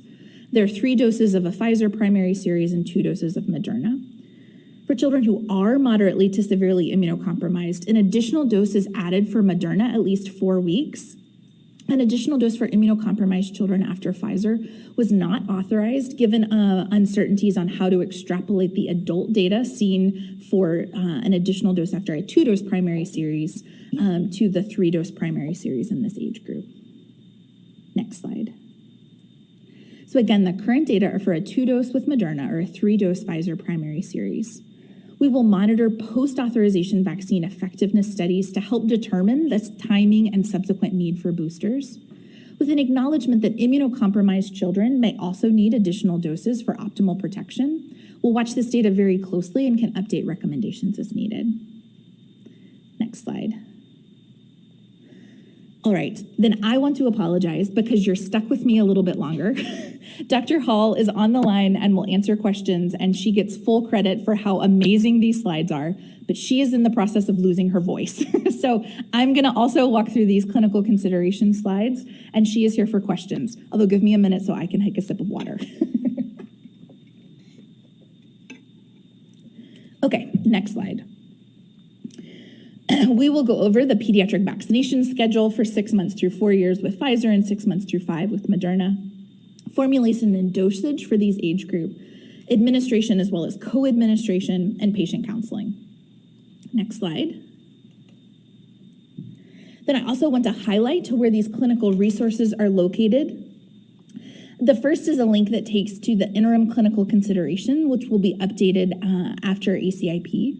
Additionally, there are several links to other supplemental clinical considerations resources. Next slide. Then this again are clinical resources and job aids via vaccine product, which can be found at the link listed on this slide. Next slide. Then there are some resources for educating vaccine recipients and parents and caregivers, including social media graphics, posters, videos, customizable vaccination letter templates for parents, fact sheets for parents, and more, which can be found at the link on this slide. Next slide. So jumping into the vaccination schedule, next slide. Again, noting the age ranges are different, that Moderna is, for this youngest age group is 6 months through 5, and Pfizer is 6 months through 4. Then I do want to clarify, and meant to say this earlier, that the dash means through, which is up to and including. This means the upper age range includes that year through the last day before their birth date. So this applies to all age ranges that we've talked about today. Next slide. So again, first for the pediatric schedule for the Moderna vaccine, starting at the top in teal for people who are not moderate or severely immunocompromised. All children 6 months through 5 years of age would receive a 2-dose primary series separated by 4 to 8 weeks. Then shown in gold is the schedule for people who are moderate or severely immunocompromised. All children who are 6 months through 5 years should receive a 3-dose primary series separated by 4 weeks. Just like when the other COVID vaccines were first authorized by age group, only primary series doses are authorized at this time. We don't have boosters currently authorized, but may have recommendations for those in the future. Next slide. Next, we'll look at the Pfizer vaccine for ages 6 months through 4 years. A 3-dose primary series is recommended for those, for both of those who are moderate to severely immunocompromised and those who are not. But starting with the teal schedule for those who are not immunocompromised, dose 1 and dose 2 could be separated by 3 to 8 weeks, and dose 2 and dose 3 are separated by 8 weeks. For those who are immunocompromised, dose 1 and dose 2 are separated by 3 weeks. Dose 2 and dose 3, again, are separated by at least 8 weeks. And again, booster doses are not authorized to this age group, but we may have recommendations for those in the future. Next slide. Then this slide brings together the new schedule for 6 months through 5 years with all existing pediatric recommendations for those who are not immunocompromised. Next slide. And this slide shows the pediatric recommendations for those who are immunocompromised. Depending on age and products, people 6 through 17 years who are immunocompromised should receive between a total of 3 and 5 doses. Next slide. So we're going to talk a little bit more about that 3 or 4 to 8 week interval between dose 1 and dose 2, and when it may be appropriate to use the shorter authorized interval of 3 to 4 weeks, or when it would be appropriate to use the longer 8-week interval. This can be used in anyone 6 months through 64 years of age. The benefits and risks can be weighed with individual patients based on their characteristics and situations. Next slide. On one hand, the shorter interval is more appropriate when the protection needs to be achieved the soonest. These situations could include being immunocompromised or living with an underlying medical condition that would put somebody at higher risk for severe disease, living with a household member who is at increased risk for severe disease who cannot be vaccinated due to contraindication, or living, going to school in, or traveling to an area with high COVID-19 community levels. Next slide. On the other hand, the longer interval may be more important in some situations when the priority is to reduce the myocarditis risk. Some studies in adolescents and adults have shown that the small risk of myocarditis associated with the mRNA COVID-19 vaccines may be reduced with the longer interval. The use of this longer interval would be especially important in adolescents and young adult males where we see that highest risk. Another instance would be to optimize vaccine effectiveness, which may be increased with a longer interval, keeping in mind that this is balanced with a risk of remaining not fully protected for a longer period of time. Extending the interval to beyond 8 weeks has not been shown to provide additional benefit. Next slide. So now I'll walk through the new formulations. Next slide. Children should receive the age-appropriate vaccine formulation and follow the schedule based on their age on the day of vaccination, regardless of their size or weight. If a person moves from a younger age group to an older age group during the primary series or between the primary series and receipt of a booster dose, they should receive the vaccine dosage for the older age group for all subsequent doses. However, FDA authorizations do allow for some different dosing for certain age transitions. I also want to say that there will be an upcoming clinician education call that we'll do early next week that will dive into a variety of the scenarios for aging up into the next age group. We'll also have additional slides posted on the ACIP website that will walk through all of these possible options. Next slide. So which formulation should be used for each age group? We'll start with the 3 Pfizer formulations. Next slide. Each formulation for ages 6 months through 4 years has a maroon cap. Each dose has the mRNA concentration of 3 microgram. There's dilution with 2.2 mLs of diluent, and the injection volume is 0.2 mLs after dilution, and 10 doses per vial. Next slide. Then as a reminder, these are the 2 formulations currently available. The formulation for ages 5 through 11 with an orange cap, and the formulation of 12 and over with a gray cap. And neither of these formulations should be used in children 6 months through 4 years of age. Next slide. This is a sample of what the maroon cap formulation, of what the label will look like. There are a couple of inaccuracies to note. The maroon cap vial labels and carton may state that a vial should be discarded 6 hours after dilution. Stability studies supersede the vial label and support discarding the product after 12 hours rather than 6 hours. Additionally, the vial label may state ages 2 through less than 5 years, but it can be used in children ages 6 months through 4 years. Next slide. Now we'll take a look at the Moderna formulations. Next slide. The new formulation labeled for 6 months through 5 years has a dark blue cap and a magenta label border.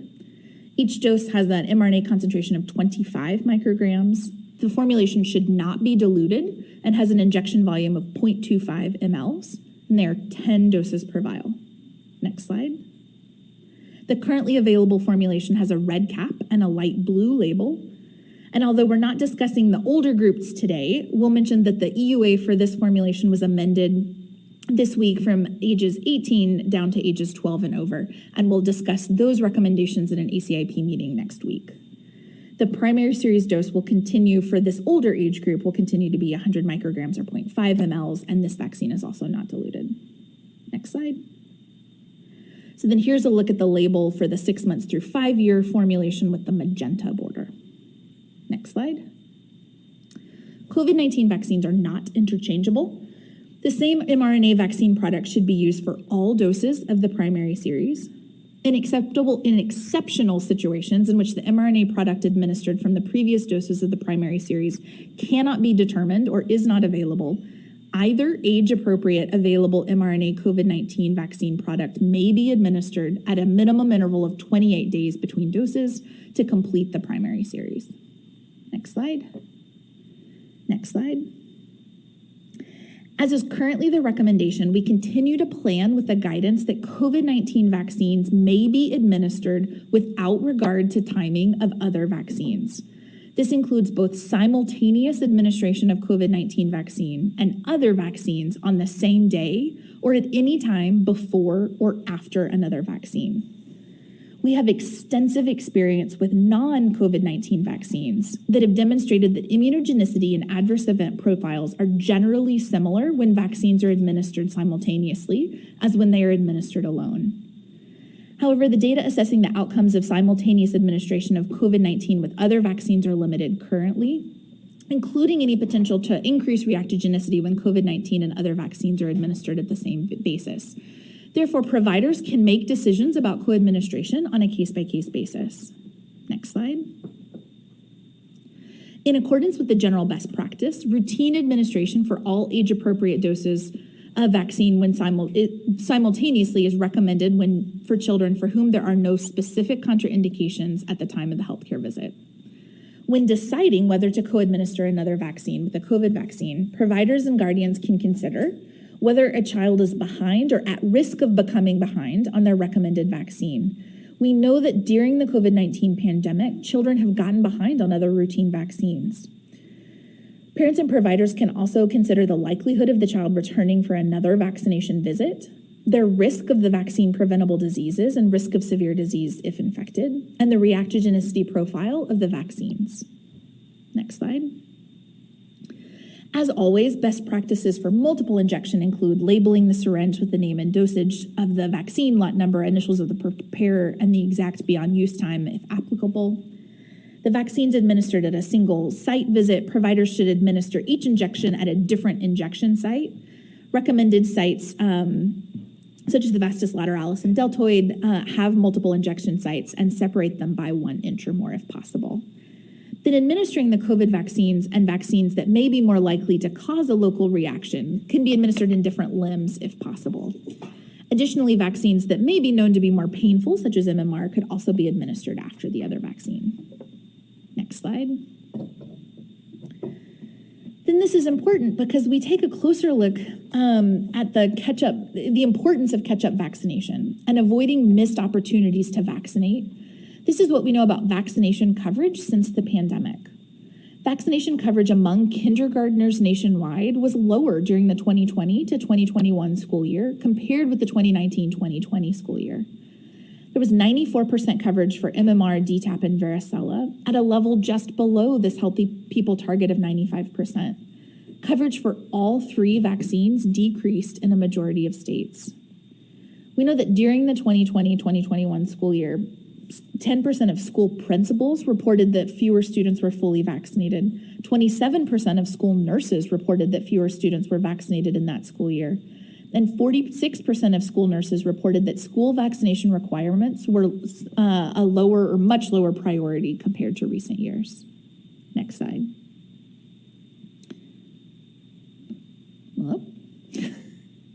Well, I can tell you what the slide may have shown, and we'll make sure when it's posted that it's got the slide. But what it looked at was the vaccines for children, or VFC orders, for flu components, for the non-flu vaccines by year.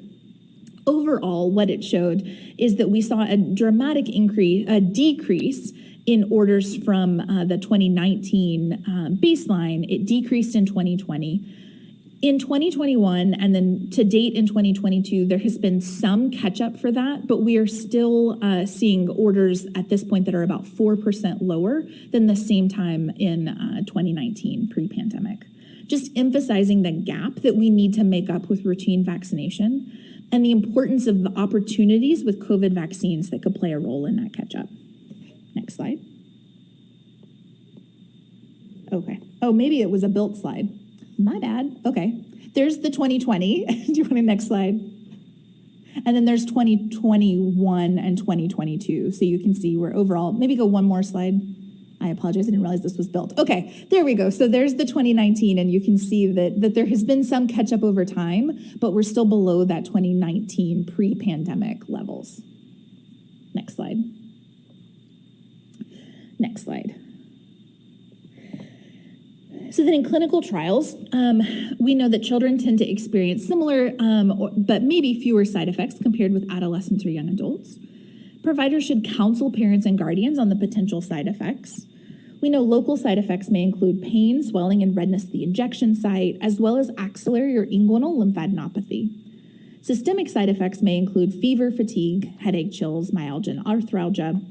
And in the younger children and infants, we may see irritability, crying, sleepiness, and loss of appetite. Next slide.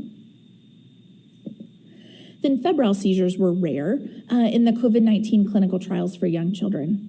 In most cases, simultaneous vaccine does not lead to higher rates of febrile seizures, although administering more than one vaccine at the same clinic visit has been associated with an increased risk of febrile seizures for some specific vaccines in young children. The impact of co-administration with COVID-19 and routine vaccines on the risk of febrile seizures has not been specifically studied to date. We do know that febrile seizures are not uncommon and can occur in infants and young children with any condition that causes a fever. Up to 5% of children younger than 5 will have at least one febrile seizure. They can occur with vaccination, but are uncommon. We also know that nearly all children who have a febrile seizure recover quickly and do not have any permanent neurologic damage. CDC and FDA are going to closely monitor COVID-19 vaccines to identify any safety signals. Next slide. So back to wrap up the very end of ETR.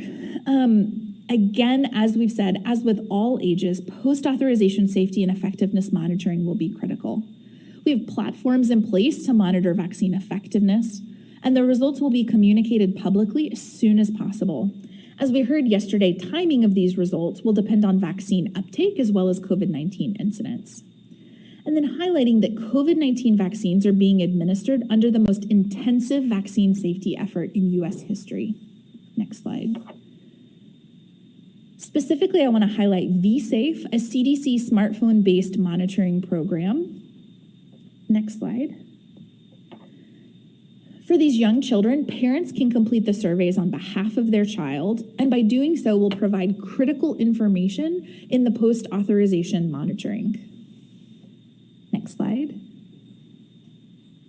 Then healthcare providers can also help by promoting vSafe in their practice through information sheets, posters, and QR codes, and all of that information is available at the links on these slides.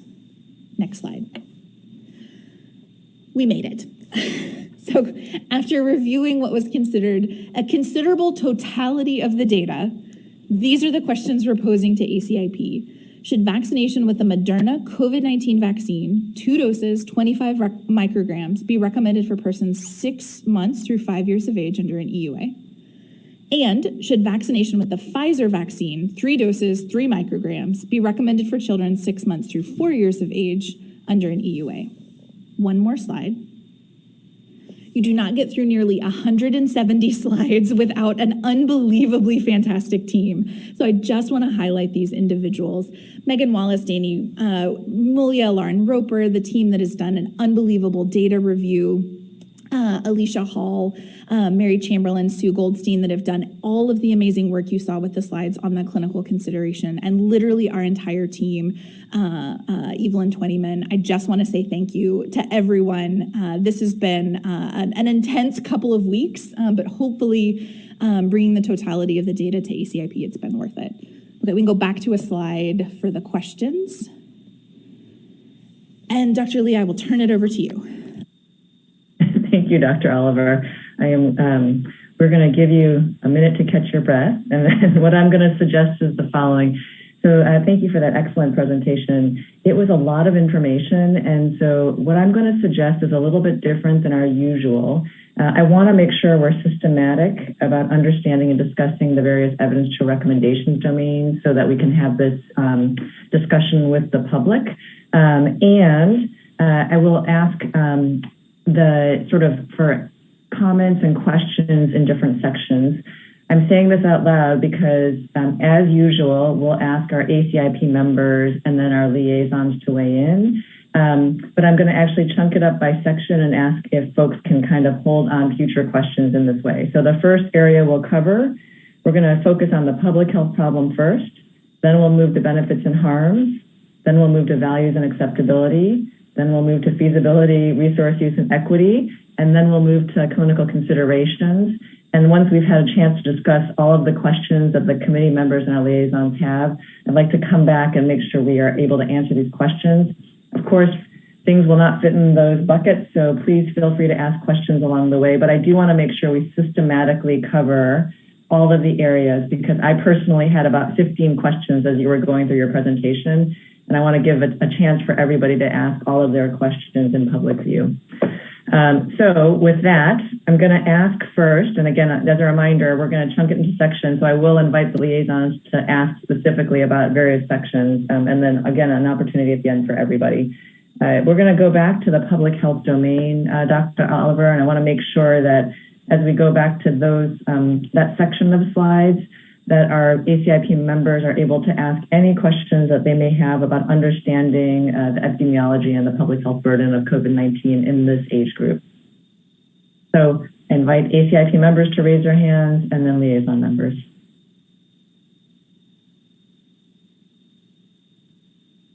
Thank you. Dr. Long. Yes, thanks. It seems like yesterday that you began this presentation this morning, Sarah. Thank you so much. It's a lot.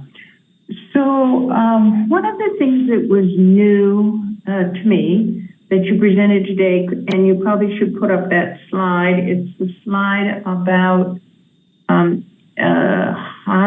don't know what it was. I think it was hospitalizations. That's really my question. Hospitalizations or infections in people who have had previous infection who were and weren't immunized. That was something we have not discussed as a group. There it is. So reinfection. So these are reinfection. We don't have a definition of clinical, asymptomatic, but it's definitely not just people who are hospitalized, right? Correct. We were, again, knowing how long the presentation was, we were trying to make it succinct. There is an MMWR that was specifically had data on hospitalization that shows very similar findings. And so there is the reference at the bottom. So we wanted to show that for both infection and hospitalization, you find very similar trends where those who were previously infected, especially those who were infected prior to Omicron, appear to have less protection, again, against both infection and hospitalization. We just didn't walk through the data for both studies. And then each additional vaccine dose provides additional protection. So my question really is, if you could just, I think you partially answered the question, but I'm really interested in the protection against hospitalization and deaths in not children. You might only have the data in older people.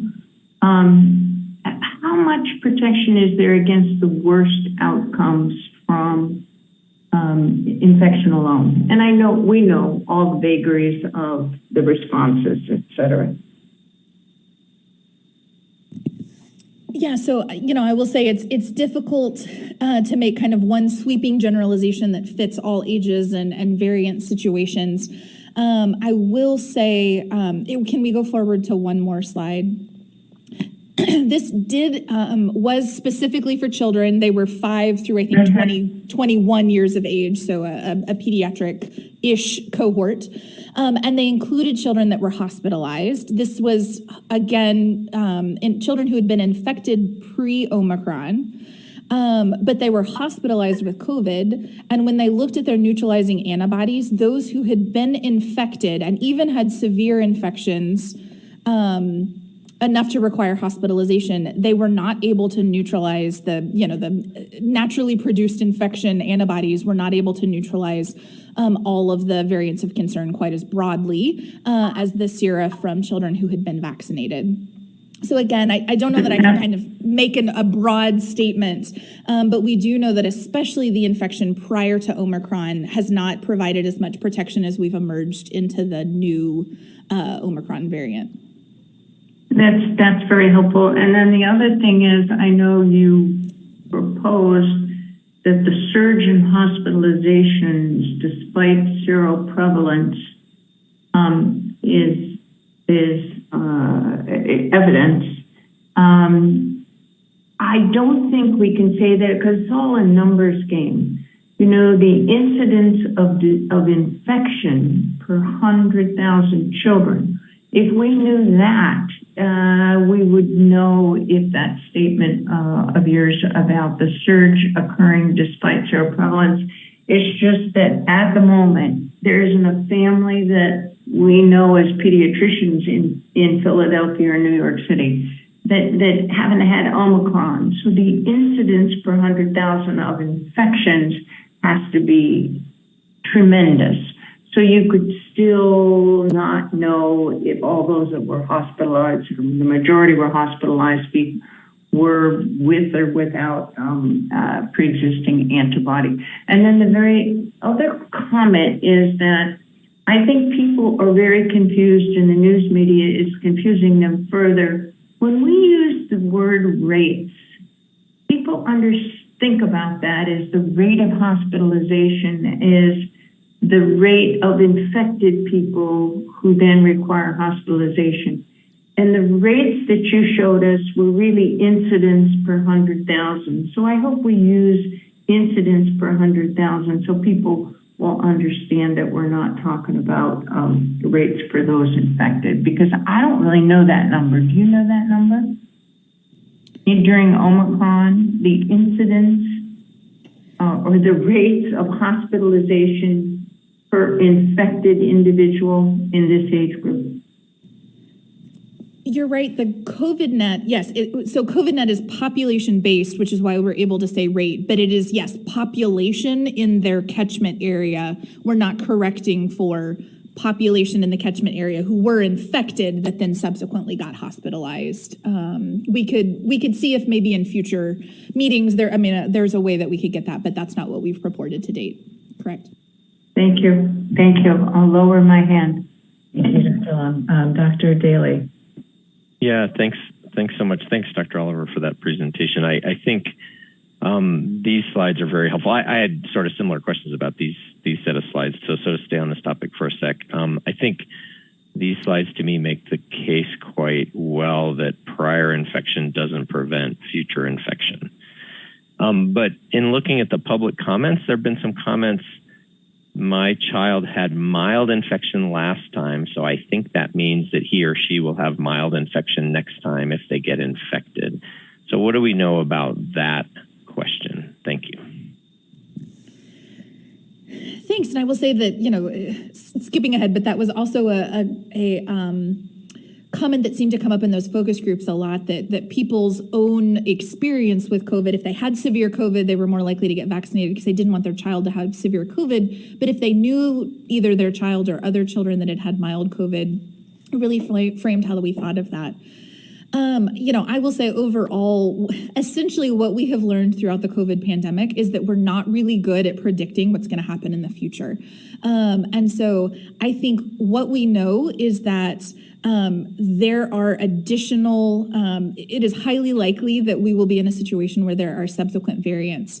Again, what we know from this is that that vaccination can provide a broad neutralizing antibody response that can potentially broadly protect against variants we have, and we'll monitor very closely, but hopefully also against variants in the future.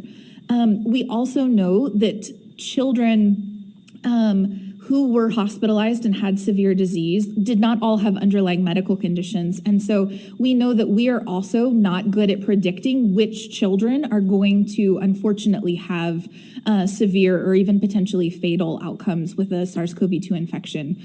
So that vaccination is really the safest way to get to that broad protection against the current circulating variants and what we hope are the future circulating variants as well. Yeah, thanks very much. Thank you. Dr. Sanchez? Yes, and I'm actually still staying on the same focus. Sarah, that was a great presentation and quite lots of information, but also lots of very useful information. With the previous slide, I think I just feel like a lot of this has to be the main focus, because when you're showing us and that 70% of this population may have been already infected, it really the teaching points moving forward need to really emphasize this. And I was just wondering, in this slide here, do you know the age of these individuals? Thanks. This was an adult study. We don't have as much information as we move into the pediatric age group. So we'll continue to monitor really closely. I don't exactly remember the exact median age, and I don't know if anybody on our data team can speak up, but it was an adult study. I will say that for sure. Thanks. Okay. No, that's helpful. And then going to the next slide, which is really an important study. And I was just wondering, did they look at, and do we have any information on prior infection with then vaccinated and looking at the neutralizing antibody response? It is said that in adult studies that natural infection combined with vaccine provides the highest or the broader neutralizing antibody activity. And I was just wondering if we have any data of that in children.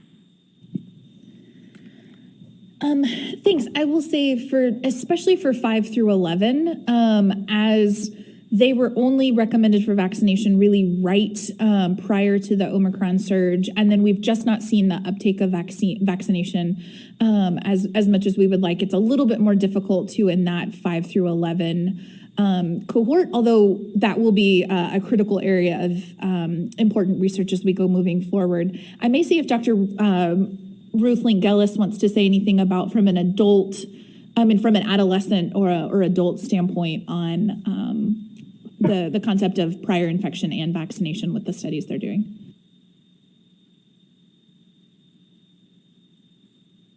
Sure, this is Ruth. So I would just add that I think, we don't have great data in children at this point, but for adults, we certainly know that there is a meaningful effectiveness of vaccines against hospitalization amongst people with prior infection, which is to say that people that have had prior infection, we still see substantial vaccine effectiveness, substantial added protection from getting the vaccine, that we know that the patterns for VE in infection in children and adults are similar. I think, it's not a big stretch to say that we would expect the vaccine to still offer meaningful additional protection against severe disease in children who have been previously infected.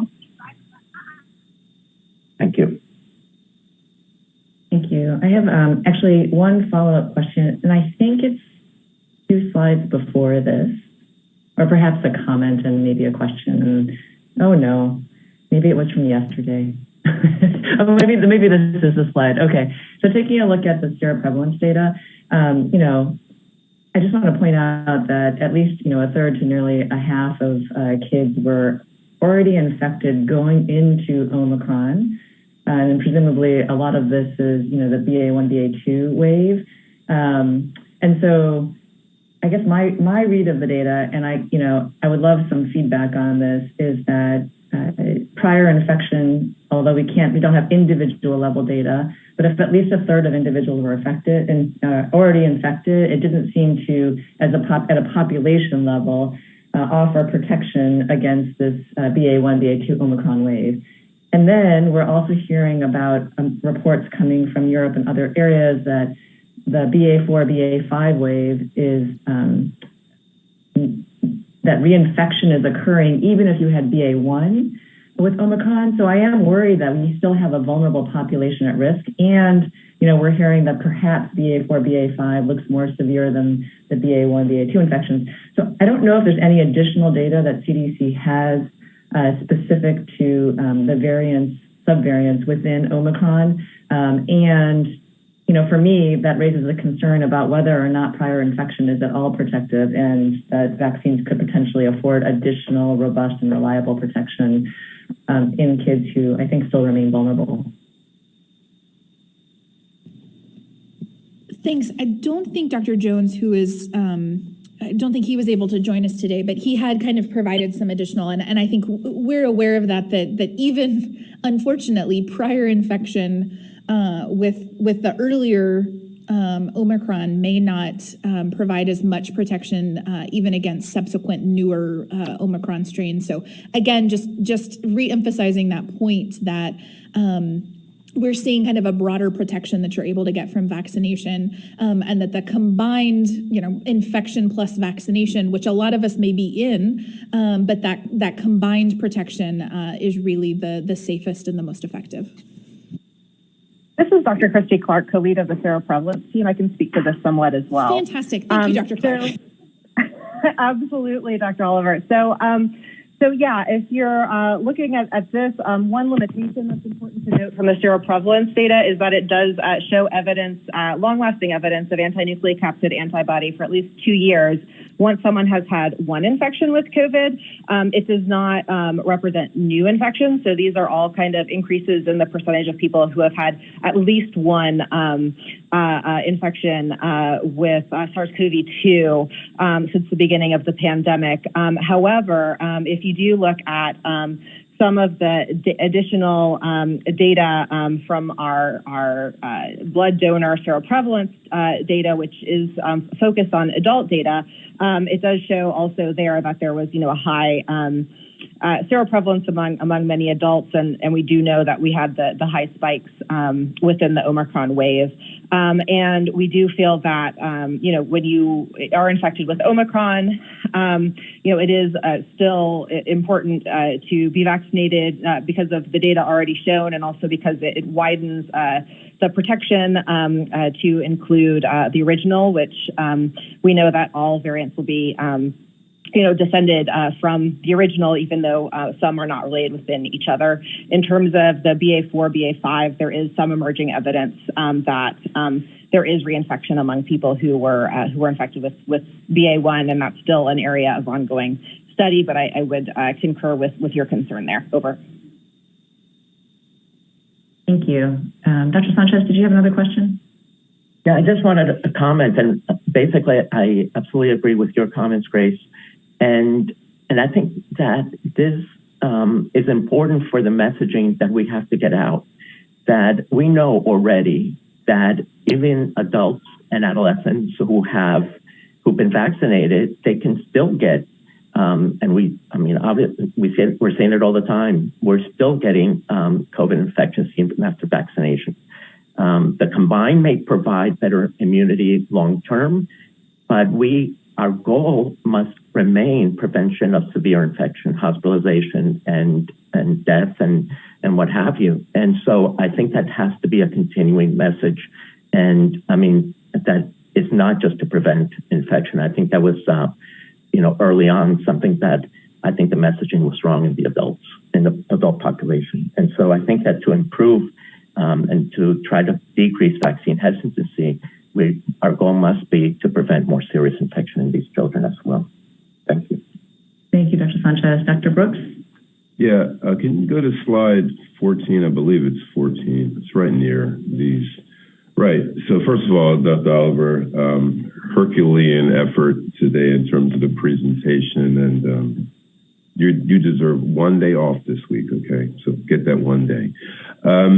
I interpreted this slide, and I don't know if it's accurate to interpret it that way, but if you notice the lines parallel each other up until you get into the Omicron wave where the 6-month to 4-year-olds have an increase in the hospitalization rate that supersedes the 12 to 17-year-olds.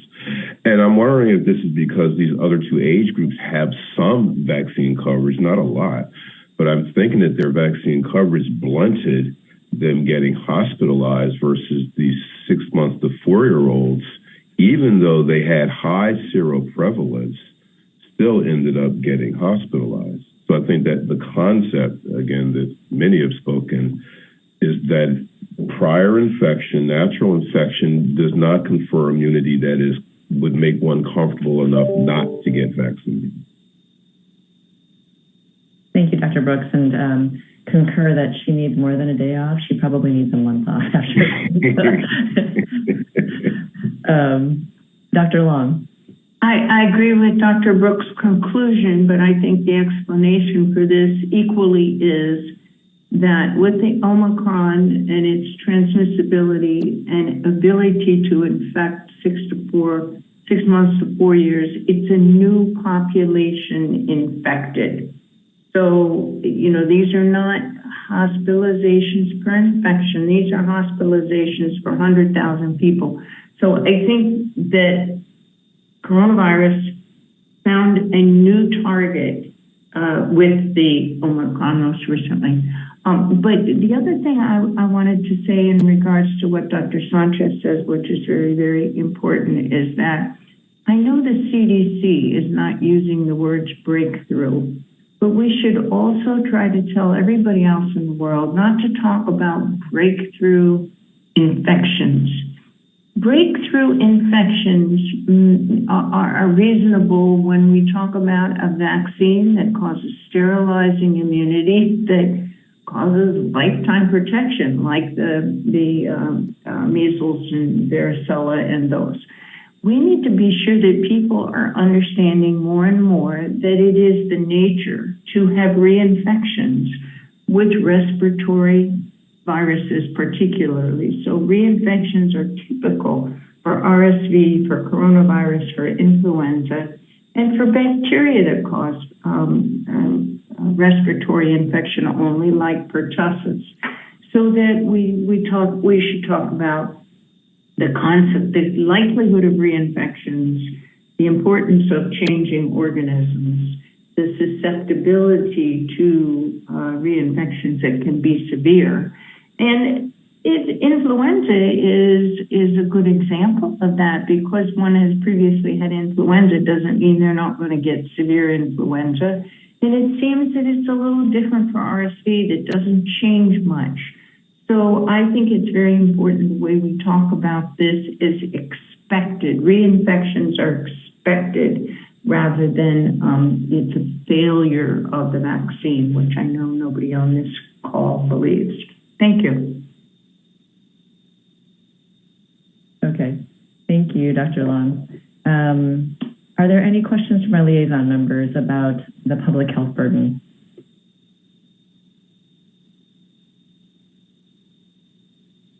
Dr. Shaw.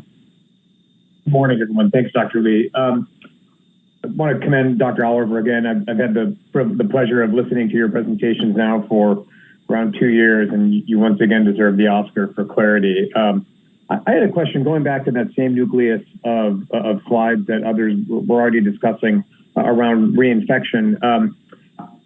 This is as much a messaging question as it is an empirical one, but sometimes I'm gathering, and what we've already started hearing from parents at state health departments, is the very reasonable notion that my child was previously infected.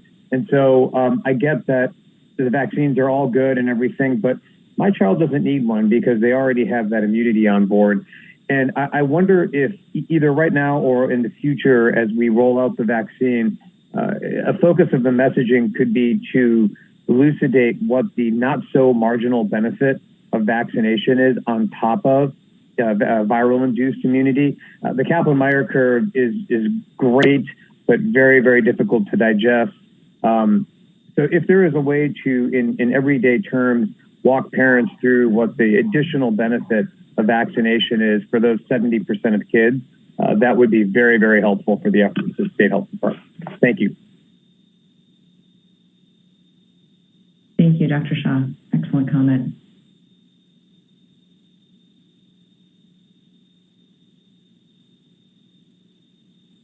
I do not see any other hands raised. So we're going to move on to the section of benefits and harms, and we'll ask if my ACIP members have any questions or clarifications that they'd like to bring up in this section. Mrs. McNally. Thank you. I just want to make sure that we have an understanding about whether parents can give Tylenol or Motrin to their children if they experience side effects. Thank you, Ms. McNally. The answer to that is a resounding absolutely yes. Anytime the child has symptoms after vaccine, an age-appropriate dose of whatever pain reliever of choice is absolutely encouraged. We do tend to say don't give it before the vaccine in anticipation, of the events. But if the child has fever, sore arm, or leg, fussy, any of this, absolutely, it's okay to give appropriate Tylenol, Motrin, whichever.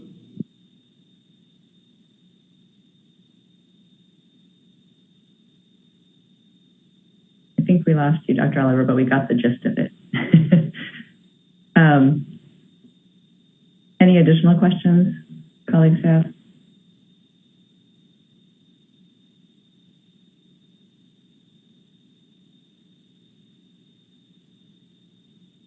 Dr. Daly.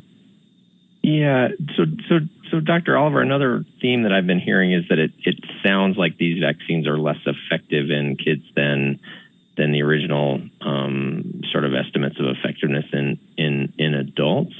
And I know that you walked through that really well with us in terms of the impact of Omicron, for example. But I think if you wouldn't mind, just when we're talking about benefits and harms, I'm trying to think which slide this is, but just sort of our ability to reinforce the message that we anticipate based on experience in older age groups that vaccine effectiveness for both of these vaccines is likely to be much higher against hospitalization and death than the reported in the papers vaccine effectiveness from the clinical trials. Yep. Okay. Yeah. Thank you. Yeah, absolutely. And again, sorry. What else? No, and I just asked this because it's a question that I've been asked by parents. Thank you. No, absolutely, and I think it is absolutely worth restating that the point estimates, the numbers that we're hearing for how well these vaccines work in the clinical trials are lower than what we heard when it was the adults, if we think back to the December of 2020. And that's not that these vaccines are working differently, it's that the virus has changed.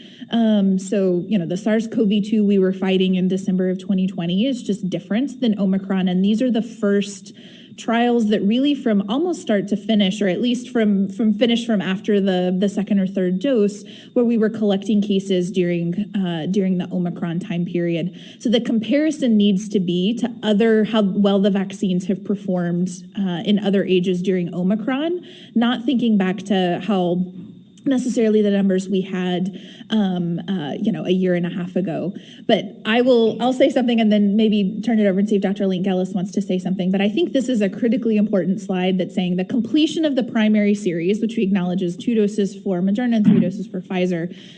We need to extrapolate that to these age groups, but the completion of the primary series in the studies for post-authorization effectiveness for the severe disease, and that's where we have to look for severe disease, we see really good protection against hospitalization and even higher protection for MIS-C, which is kind of an even more severe kind of manifestation of COVID. So we expect to see the exact same thing, that while that protection against milder symptomatic infection may be a little bit lower with Omicron, which was expected because that's what we've seen for all other age groups.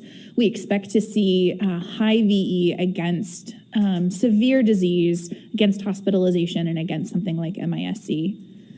Dr. Gellis, anything else to add?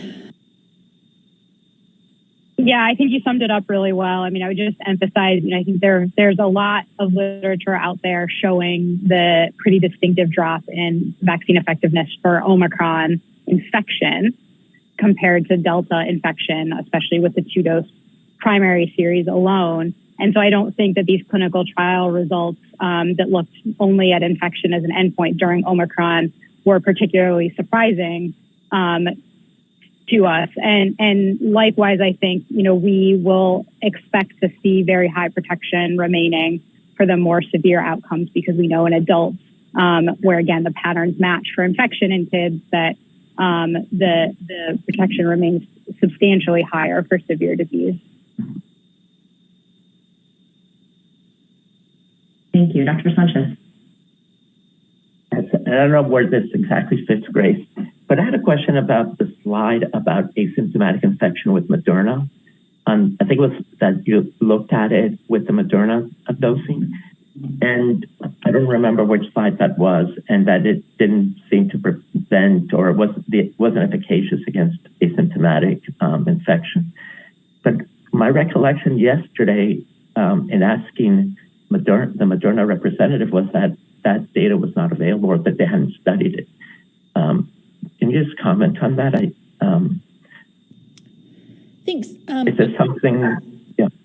Yeah, I will say one thing, and then we'll turn it over to Dr. Wallace, who's our data person. I will say that throughout all of the clinical trials, Moderna has collected this information. Pfizer has not. So I think it was Pfizer that said that they didn't have the data, that it wasn't collected. So that's a little bit, it was a graded outcome for Moderna because we had the data. It was not for Pfizer because they did not collect it. And then I'll let Dr. Wallace kind of walk through the data here. Thanks. So as Dr. Oliver just said, Moderna has collected this all along, but I will, just to give some context to what we're looking at here, sort of what we hope to see for the measure of asymptomatic infection is either serial PCRs in the cohort or a serology taken on the entire cohort. So what Moderna has measured here is the entire cohort was tested by PCR 28 days post the second dose, and the immunogenicity subset, which was about 400 participants, had serology results. And then there were a few cases that had some unscheduled visits that came in and had PCR tests. So, I want to specify that this does have low evidence certainty, because while I think that this is helpful information, it's certainly not, the full picture that we would like to see. But I do think it gives a little bit of context to what you're looking at. Thank you.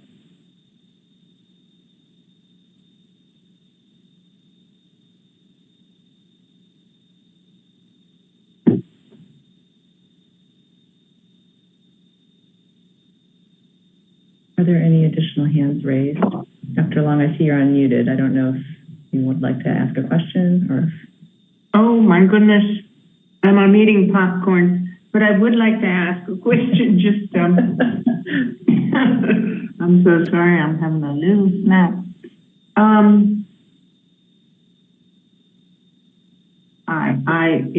It has. Oh, I know what it was.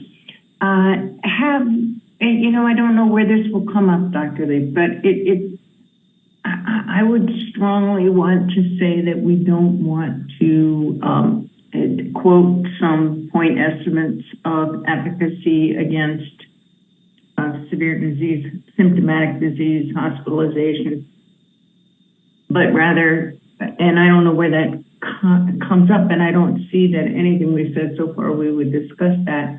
But rather we try to say by immunobridging, they correlate with what should be high protection from hospitalization and death, and not do the point estimate.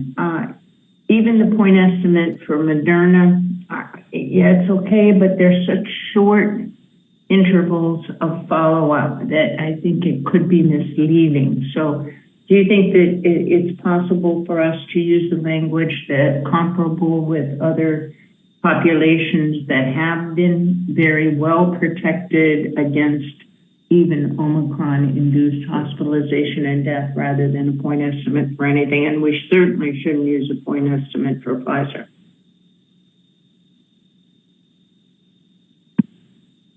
Before you answer that, actually, Dr. Oliver, I wanted to kind of add to that and actually go back to it's very much related. I'm wondering if you can pull up the grade table for the two vaccines. And I am not at all trying to make a comparison about the data itself, but rather the grade process. Because I do think if you're able, I think it's slide 38 for one, and then I don't know about the slide number for the other, maybe slide 53. But if you're able to pull those up, it would be really helpful because I wanted to highlight the utility of grade. I see I'm going to get the numbers wrong. There's one. So there's the grade for one vaccine. And then if you're able to show, if people can glance at the evidence type to the right and then look at the grade for the other. I think this is where grade is incredibly helpful in that it allows us to understand the certainty of the data that we're using for decision making. So for me, we don't typically do this in this fashion, but it gives me a sense of how the data might change in the future. And I think that's important because data always evolves as we have greater numbers and longer perspective in terms of time. And our decisions might need to continue to adapt to the emerging data. So that gives us a sense of what we're basing our decisions on and the certainty around that data. I just wanted to add the comment that it is really challenging to understand the data, to Dr. Long's point, when it comes out as a single number or in press releases. It's really important to emphasize to the public that press releases are not sufficient for a scientific review of that data. That data presented in those press releases, in fact, I think is challenging for us as decision makers and can confuse the public and create some more uncertainty and frustration. And we don't see these data until just before our public meeting. So many of us who are asked to talk to parents about these data that come out through tweets and press releases can't really respond without reviewing the data. I recognize that we have all felt the incredible pressure to get these vaccines out quickly. I'm incredibly grateful to our industry partners who have done so. But I would emphasize that we need to do this with better upfront planning and implementation in order to minimize gaps in equitable access to vaccines. And in this case, I think, we have been very much feeling like we want to make sure that we can provide access to children under the age of 5. So this is where I do think this type of information is helpful. Dr. Oliver, feel free to add anything you want, but mine was more just a comment, I suppose. No, thank you, Dr. Lee. That honestly was almost exactly what I was going to say, that we showed, as a part of the review of the totality of the data, we showed the point estimates, but we also showed the certainty with which we, what we have around those, and agree that this was a time that grade, again, everything is being compared to no vaccine, but I think the fact that this is done in a systematic way really does let you see the certainty we have around all of this data. And if you notice that in our, summary conclusion slides for benefits and risk, we didn't quote efficacy estimates. I think we tried to lean into these vaccines, a primary series provides protection against infection and will continue, to provide higher protection, we assume, against more severe disease, but fully agree that there's differences in certainty. The fact that we're making decisions based on both efficacy and immunobridging is a part of the total picture, and we'll monitor all of this really closely in the post-authorization studies. Thanks. Dr. Lear? Thank you, Dr. Oliver, for an excellent presentation. I want to reemphasize what Dr. Long and Dr. Lee just said, that I'm voting to approve this on basis of immunobridging studies and not based on the efficacy, and that when I read or hear from people that Pfizer has better efficacy in the original data, I feel like I need to correct them that the data is just not there yet to be able to say with certainty that that is true. The certainty is not there. And so I would like to emphasize again that the immunobridging is suggesting that this is a very good vaccine, and the efficacy data still needs to come in the future as we get more data. Thank you. Thank you. Dr. Brooks? I concur 100% with what Dr. Laird just said. The one question, I guess it would be, is on 1B, immunobridging, evidence type 2. From the reasoning that it was not given evidence type 1, it sounds like it's not possible to have a 1. And by that, I mean, by definition, immunobridging cannot give you a high evidence because it's immunobridging and not vaccine efficacy or effectiveness. Is that correct? Thank you. Yes, I mean, the reason for that is that the work group defined outcome was symptomatic lab-confirmed COVID-19, and immunobridging is a surrogate of that, particularly since we don't have a correlate of protection. So by default, for now at least, any immunobridging evidence would be downgraded once for indirectness because it is a surrogate measure of the patient-forward event of symptomatic lab-confirmed COVID-19. Okay, thank you. Thank you. Dr. Maldonado? Thank you, Dr. Oliver, for that great presentation. So this is a personal comment. I have a separate AAP statement later on, but I agree with everything that's said, but I also think that more to your point around a commentary and messaging to the public is that a lot of this deep diving into efficacy, point estimates, grade calculations really can serve in some ways to obfuscate the data that goes out to the public again. If we don't make it very clear that relative to every other vaccine that we look at ACIP, we do very similar things with similar outcomes with vaccines that are highly successful and safe and effective. So it doesn't do us a lot of favors to start really focusing, I think, on some of the drawbacks of the data, given what we know about many, many other vaccines that have been moved forward with quite great effectiveness, quite important achievements in reduction of disease, as you all showed earlier, for data that are at least, if not this good, much less robust. As you pointed out, we've seen over 600 million doses of these vaccines given to kids and adults already. So I really think we need to focus on that as well as going into the deep dives of why these data are imperfect. And that would really help us as providers, by the way. Thank you. Thank you. Ms. Stinchfield? Thank you. Patsy Stinchfield from NAPNAP. Dr. Oliver and team, thanks so much for amazing information. I have a question. One gap that I'm seeing in these studies, especially in young infants, is their potential exposure. So as we heard from the parents yesterday, some parents have not had their infants out in public, and then others are in group childcare, large settings. And I just wondered if there's any way that the manufacturers could categorize what young infants' potential exposures are as we try to figure out our VE, whether they're symptomatic or asymptomatic. Thanks.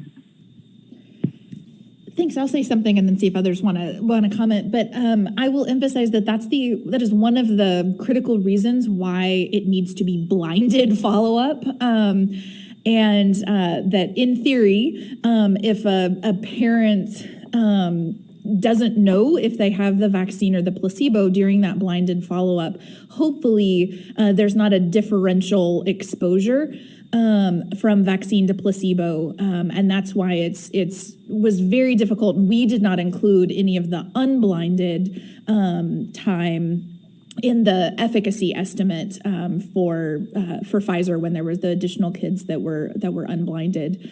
We do know that parents who sign up for a clinical trial may be fundamentally a little bit different, maybe a little bit more conservative in following the non-pharmaceutical interventions a little bit differently than the general population. But as it comes to an efficacy estimate, especially kind of comparing vaccine to placebo, it just emphasizes the importance of that blinded follow-up time. So hopefully there's not biases across groups. And Dr. Daly. Oh, sorry. Oh, no, please go ahead. Sorry, this is Dr. Wallace. The only thing that I would add to that, just, as you're thinking through how to think about the efficacy estimates, at least for the Moderna trial, there were quite a few events. In fact, the number of events we saw in the Moderna trial was comparable to the number of events we saw in the adult EUA trials back in December 2020. So there were, in that trial, there were meaningful, exposures to the point that we got those meaningful number of events. Thank you. We'll move on to Dr. Daly. I wonder if we could pivot, because we're discussing benefits and harms, I wonder if we could pivot to talk a little bit about vaccine safety. And Dr. Oliver, it seems like we have at least sort of 3 lines of evidence around, and I'm asking this question because it's a question I get asked from parents. It seems like we have at least 3 lines of evidence regarding safety, but then grade is going to just look at one of those lines of evidence, but then we can sort of incorporate those other 2. So I think we have evidence about safety of Moderna vaccine in adults from hundreds of millions of doses. And then we have post-authorization and post-licensure evidence about Pfizer vaccine safety again in adults. And then we also have evidence specifically for Pfizer vaccine, for example, 5 to 11-year-olds, and that's relevant because it's the age range closest in age to the age range we're talking about today. And then we have the evidence from the clinical trials. And the grade is for each of the vaccines, Moderna and Pfizer, based upon the clinical trial data, but then we have that additional data that helps us inform those safety considerations. And sorry, that was a little bit long, but I guess what I'm saying is if I'm asked about safety by parents, I would try to sort of sum that up in a way to say we have a lot of information that indicates that these vaccines have a high degree of safety. So is that sort of a fair interpretation of the safety data to date? Thank you. Thanks. I may pull up a slightly different 60. Yeah, absolutely. And I will emphasize 2 things. First of all is, the safety database across these 2 trials had nearly 8,000 individuals, which is, a considerable number for a clinical trial in what is, a limited age cohort of children. So I think we do have a robust safety database from that. And then, yes, 600 million doses of mRNA vaccines given in the U.S. alone.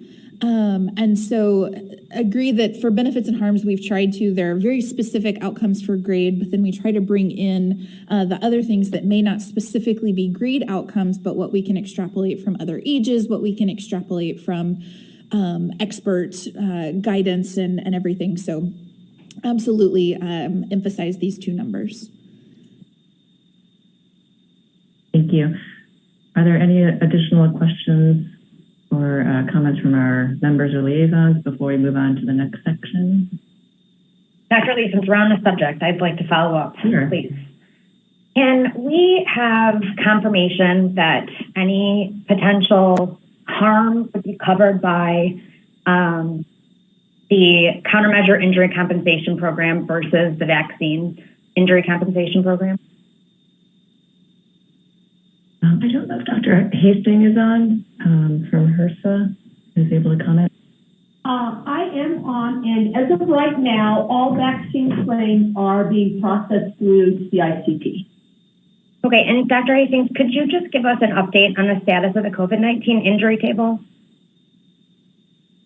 I'm sorry, can you clarify, do you mean the total number of cases? Or we do not have a CICP COVID-19 vaccine specific table at this point, if that's the question. That is the question, but it is in development. Is that correct? It is not fully in development at this time. We're working on different positions. Okay, thank you very much for that information. Thank you. Any additional questions or comments? Dr. Long. I don't know if you have a plan to talk about this later, Dr. Lee. We'll do that. I see the vote is going to be, do we recommend? And we usually have language around that. And thinking about what Dr. Maldonado said, and one of the comments from FDA from, I think it was Dr. Fink yesterday, I want to make it certain for parents and for the public that we recommend this vaccine. All children 6 months and older should be immunized against COVID. You know, we talk a lot about the safety and we talk a lot about the data, and we may lose the notion that we're in the business of saving children's lives. It's outrageous that 200 children have died, and more will, if we can prevent this. So I don't see any shoulds and mays. And so I wonder, is that coming later? But I think we want to emphasize that this is to protect individual children from hospitalization and death. And when we talk about we can't predict who's going to get it or not, it seems as if we're being a little bit callous to those children with underlying conditions. We want to protect their lives. We want to protect children who are healthy. We want to protect their lives. And for me personally, although my career in pediatric infectious diseases has been extremely long, and I have saved a few lives, I have the ability with a vote today to save more lives than my particular decisions in extremely sick children have saved through my career. So we don't want to lose track of, with all of this, of maybe being soft on what we may allow parents who I think Dr. Fink's word, wish to immunize their children, that they now can. We want to say that if you're not going to immunize your children, we think that that's misplaced concern, and that you should immunize your children to save their lives. And was that going to come up someplace else? And I jumped? No, well, thank you, Dr. Long. First of all, I really appreciate you expressing your opinions on this. Second, we will get to the recommendation slide later. I do want to systematically work through the rest just to make sure we've answered all the questions. And I will, it looks like that we will get to that very soon. If folks feel like there aren't any other questions in the additional sections, we'll get there even sooner. But I just want to make sure we have opportunity for that. Dr. Fink? Just to respond to Dr. Long, maybe it would be helpful if I could repeat what I said yesterday in my FDA update. What I said was that the authorization of these 2 vaccines gives parents and caregivers options in choosing how to best protect their children against COVID. Thank you. Thank you, Dr. Fink. Dr. Sanchez? First of all, I want to agree completely with Dr. Long. I think we need to make this a recommendation and really support it. But I just have, and I don't know if it fits here, I just wanted to make some comments about some questions about immunocompromised. Can I comment here, or do you want to leave it later? I think that's fine, Dr. Sanchez. Please go ahead. But we'll get through the next 2 sections as well. But I think that it relates to benefit risk balance, I assume. Yes, so I had a question about the recommendations for the Moderna with the immunocompromised. I don't believe we heard much about that, at least from in yesterday's talk. Can you go back to that slide? And Sarah, I guess I was just, I'm not saying that I disagree with that. It's just that at least I had not heard about the Moderna third dose for this age group. Yeah, thanks, Dr. Sanchez. I'm happy to speak and then maybe can see if Dr. Fink wants to provide the FDA perspective as well. So you're absolutely correct. We don't have data in children under 5 or under 6 who are immunocompromised yet. For the Moderna vaccine, we have kind of vast experience in the adult and even the adolescent and 5 through 11 population where there is a 2-dose primary series that's recommended for non-immunocompromised and a 3rd dose that is recommended for immunocompromised. I think the understanding was that the data that we know for 5 and over is a little bit easier to extrapolate to the Moderna product, which is a 2-dose primary series for not immunocompromised, that we can expect kind of a similar benefit risk balance as it relates to the children under 5 that we know for those 5 and over, that 3rd dose, a 3-dose primary series for immunocompromised children. There is less understanding both on the data and specifically on what those intervals would be for Pfizer to take that from a 3-dose to a 4-dose primary series for immunocompromised children.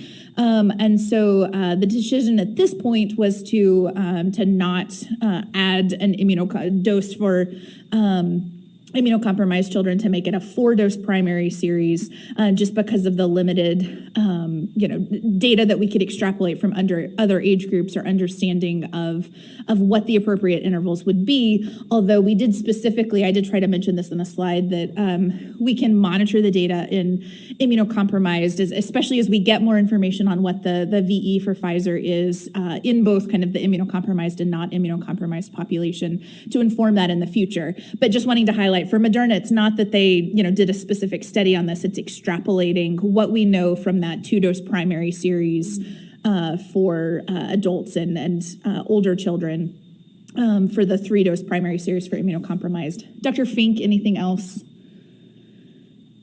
No, actually, thank you. You very accurately conveyed what FDA's thinking was, and I think what you're seeing here reflected is that the CDC clinical considerations are following that thinking as well. No, thank you, and certainly it makes sense. But so the bottom line is that this is just going from the older aged and adult data clinical experience to this age group, 6 months to 5 years, but we don't have antibody responses in that population with the Moderna dose, and certainly not with Pfizer after the 3rd dose. Correct. Clinical bridging rather than immunobridging. Yeah, but the immunobridging was done in a not immunocompromised population with the 2 doses. So hopefully, as we've seen, sometimes clinical trials and or institutional investigations are able to get additional information in the post-authorization time period where we can get data and use that to update recommendations. So we'll be monitoring that space very closely and very much appreciate kind of partnerships with academic institutions that have a specific focus on immunocompromised populations, especially immunocompromised children, to help collect that data. And so we'll bring it as soon as we have, but you're correct. The trials, the immunobridging you heard yesterday did not include immunocompromised children. Thank you. Thank you. Dr. Paling. This is Kathy Paling. Thank you, Dr. Oliver, for the incredible presentation. And I wanted to build on this conversation because the families of children 6 months to 4 years of age with immunocompromising conditions, children with immunocompromising conditions, have been very worried. And I am very pleased that this is going to be an option. One of the questions I had was, in our questions, do we need to specifically vote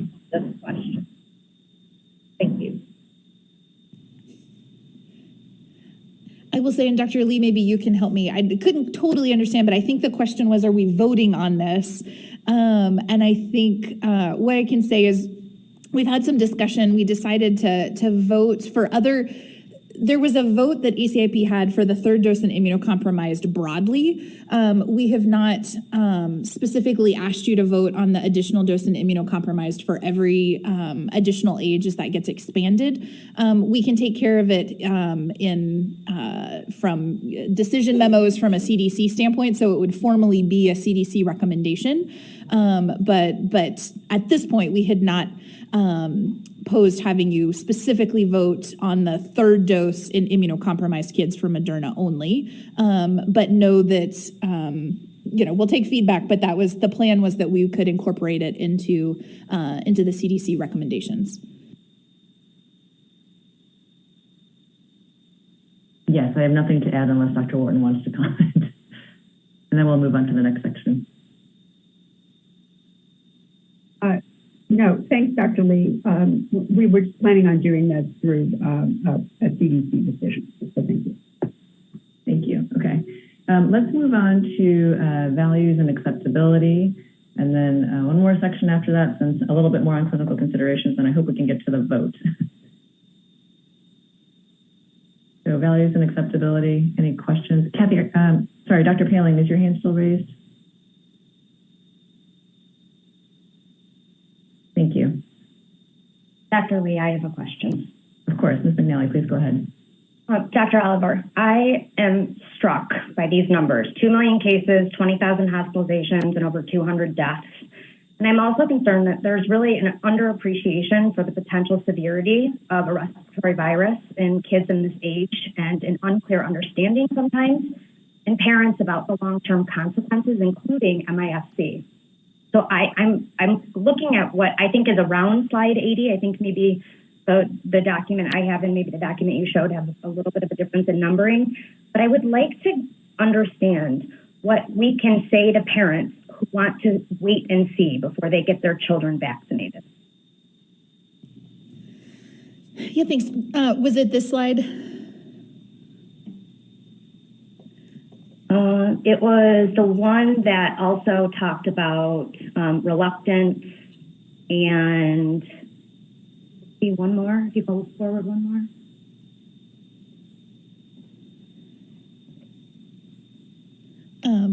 Well, I mean, I think either I'm happy to speak to you. I think the reason that I very specifically wanted this slide in was for that exact point, that parents are listening. Parents really are doing the best they can to make an informed decision for their child. This is, we're in a time that has been scary over the last several years, and parents are having to balance a lot of mixed messages. They're having to make really tough decisions day in and day out to do what they think is the best that they can do to keep their child safe, and that they're listening when we have these types of information, when we, when we post information publicly, and, prior to the availability of the data, the parents said that they absolutely did not feel like they had enough to make information about vaccine decisions, which tells me that it's on us to make sure that that information is out there and is understandable for parents around the safety and effectiveness of these vaccines. So to that end, we're doing everything we can from our standpoint. I'll say we're having clinician education calls. We're going to have parent webinars. We're going to have educational materials and social media communications. We're also going to help partner with other provider organizations, with other, community organizations. But I think making sure that parents feel that they have the appropriate information to make an informed decision about this is critically important. And yeah, that was the main reason I wanted to show this slide, that the parents really are listening to what's out there, and it's on us to make sure that that information is out there, and we'll do everything we can to help. Thank you. Ms. Howell. Hi, thank you. And thank you for the presentation. Molly Howell, representing the Association of Immunization Managers. I just wanted to comment on some of the information presented about providers enrolling to receive pediatric COVID vaccine with state health departments. And it is a bit lower than what we would like. And a lot of what has been mentioned around concerns around wastage with the 10-dose vial. And then also I think there's concerns about poor uptake and ordering vaccines, especially in rural areas, and not having enough uptake to make it worthwhile to implement a pediatric vaccine program. I also think with the other age groups, pharmacies played a large role. And so I think some providers have become used to relying on other providers to give COVID vaccine. And then just competing priorities in staffing. We're also hearing from some of our providers that there are concerns about having the conversation with patients and parents about COVID vaccine is then hurting their recommendations around other vaccines. And so I think some providers are avoiding having that conversation. And so whatever can be done, as was mentioned, to arm providers with as much information, this entire evidence recommendation framework, if all providers could somehow understand that, I think that would be helpful. I also wanted to comment that I think a lot of providers are probably going to carry one vaccine or the other and not both. And that's because of the concerns about wastage, but also these vaccines are very different in their dosages and age groups. And just to avoid vaccine administration errors, we are hearing that providers would prefer just to have one on hand over the other. Thanks. Thank you, Ms. Howell. Are there any other questions related to values and acceptability? Dr. Daly.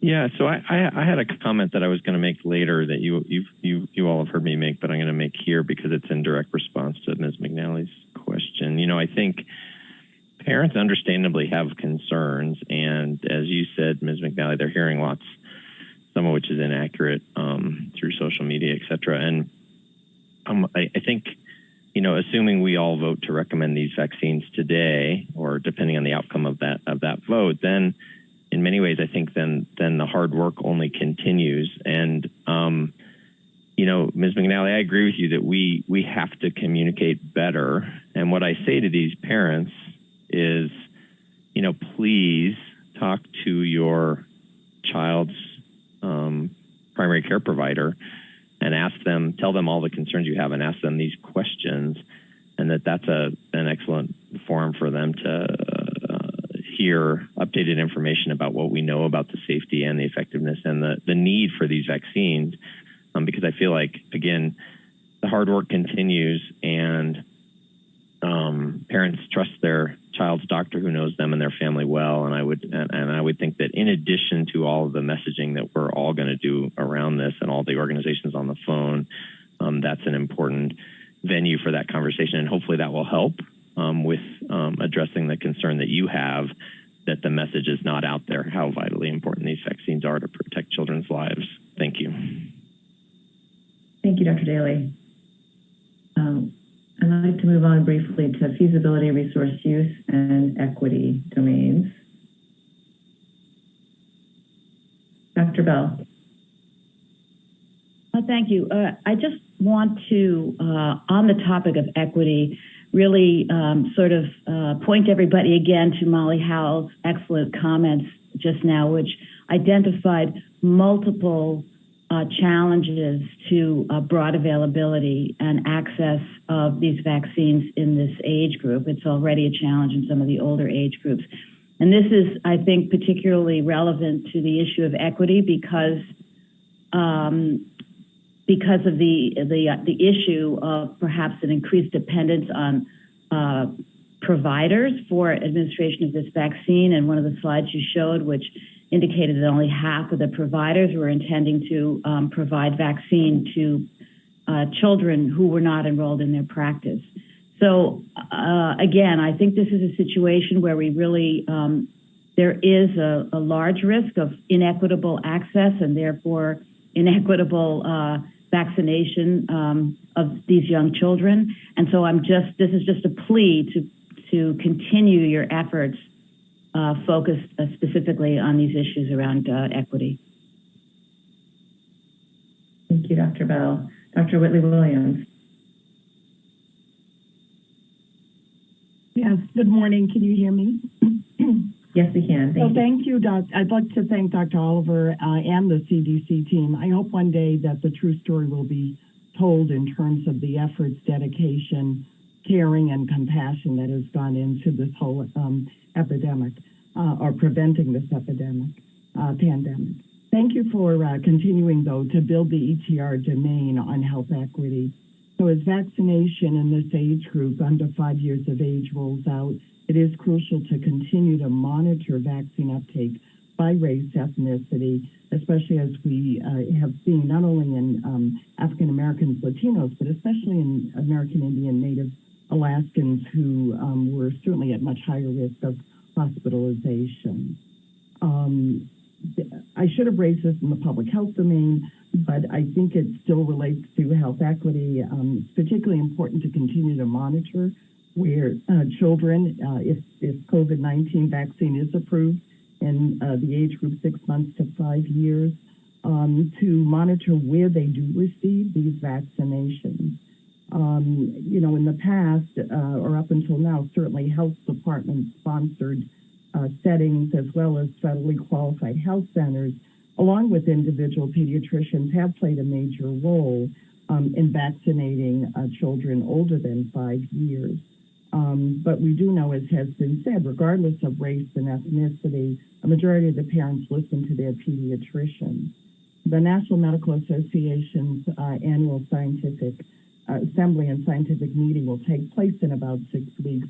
This will certainly provide a wonderful opportunity to get feedback from the pediatricians, many of whom work in communities of color, in terms of their experience and any barriers that may have been presented, obviously provided if COVID-19 is approved for the younger age group. Thank you. Thank you, Dr. Whitley-Williams. Dr. Lair. I'd just like to take the time to reemphasize what Dr. Chatham-Stevens and Dr. Romero said earlier. That's a quote I'm going to take back to my office.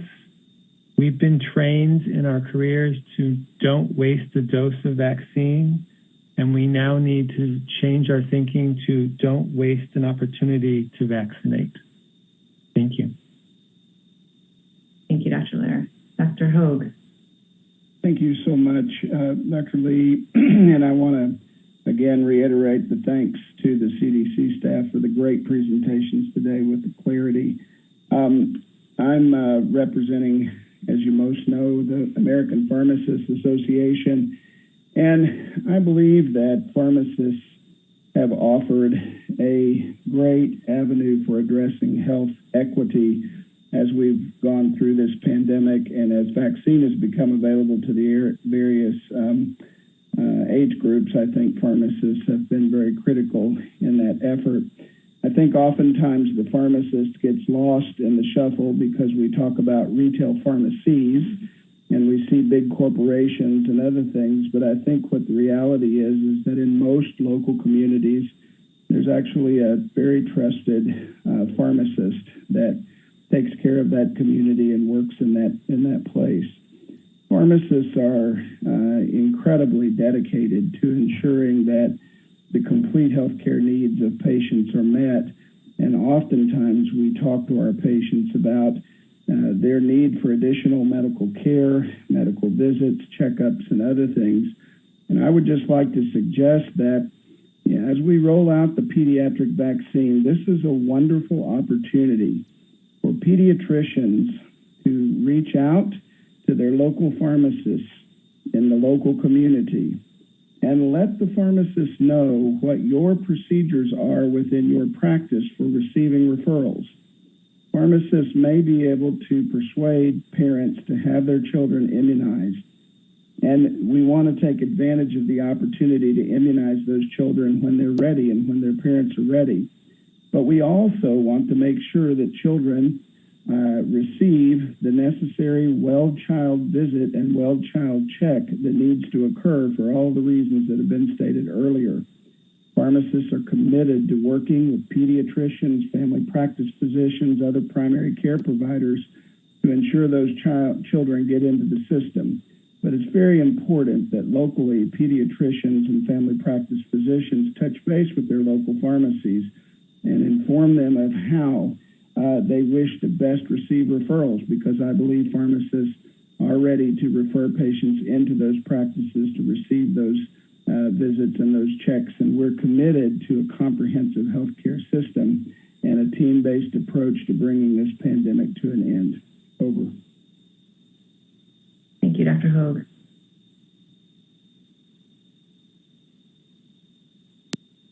Dr. Long. One more question about the implementation side of it. Dr. Oliver, you did say that you should only use the vaccine approved for the age on that age group, but I do know that pediatricians are trying to see if they can double up or half the volume for one age compared with another for the vaccine that they have, because this is a lot of different doses and a lot of vaccines. So we want to reiterate that that's not, you can't do that. And then the second thing is, I don't know why Dr. Laird didn't jump up and down about this, but I wouldn't want to use a vaccine in which the label says one thing and I'm going to do another thing. So the 6 hours to the 12 hours, I can sort of say, well, we could teach people that 12 hours is okay. But to say that the age on the label isn't correct, I just don't understand why we can't put stickies on those labels to make the labels right. So if Dr. Laird doesn't have a problem with that, I'm not the one giving the vaccine, so I wouldn't. But I think it's going to be already complicated. To have a label that isn't correct is a problem.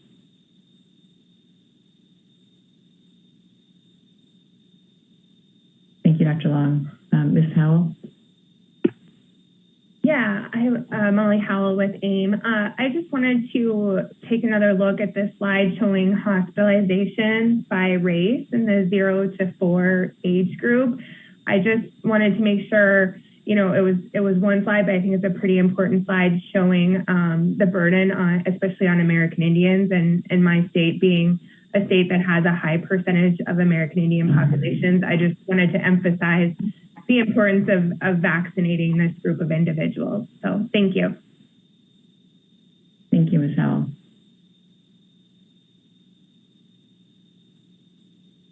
I don't see any additional hands raised, so let me ask if there are any questions or clarifications for the clinical considerations team that anyone would like to raise.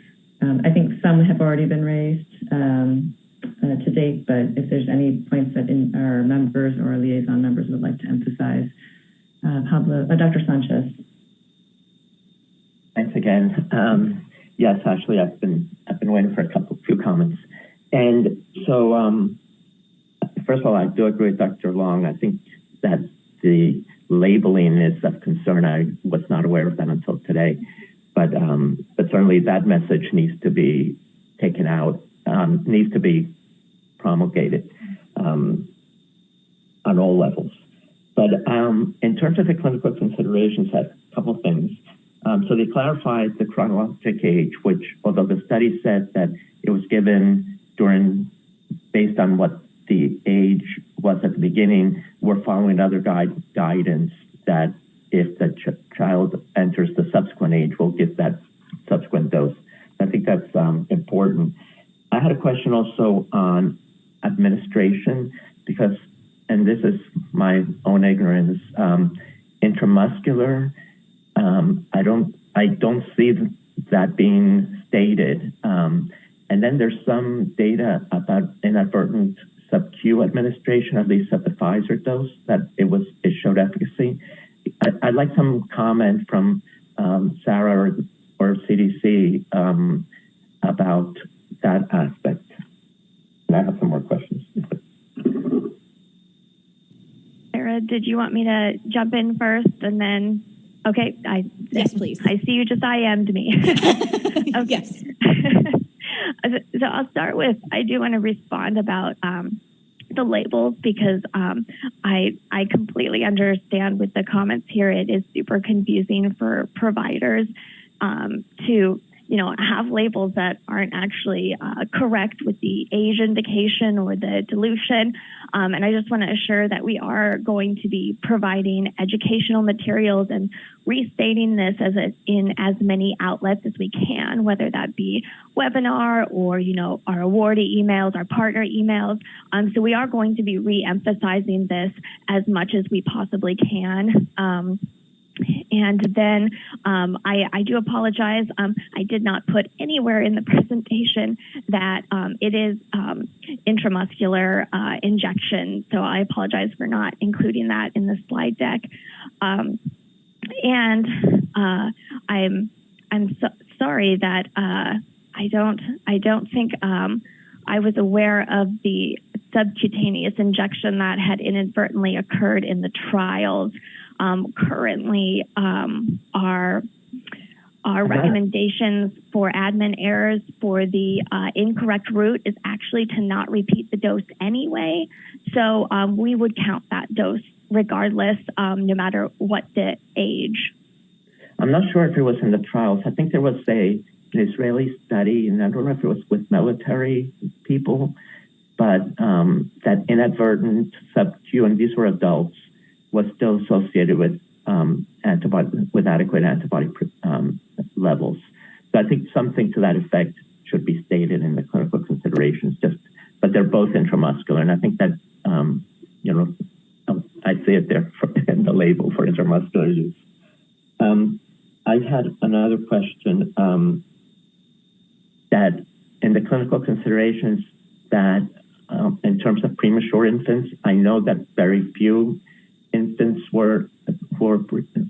preterm infants were enrolled, but this will come up because we do have 24, 25 weekers who now are 6 months chronologic age, not only at home, but also in the NICU.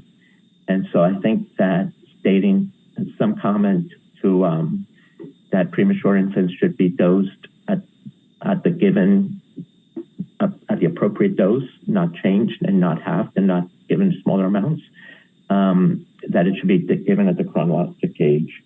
And I think also another comment that infants born to mothers who were vaccinated during pregnancy, that they should also be vaccinated.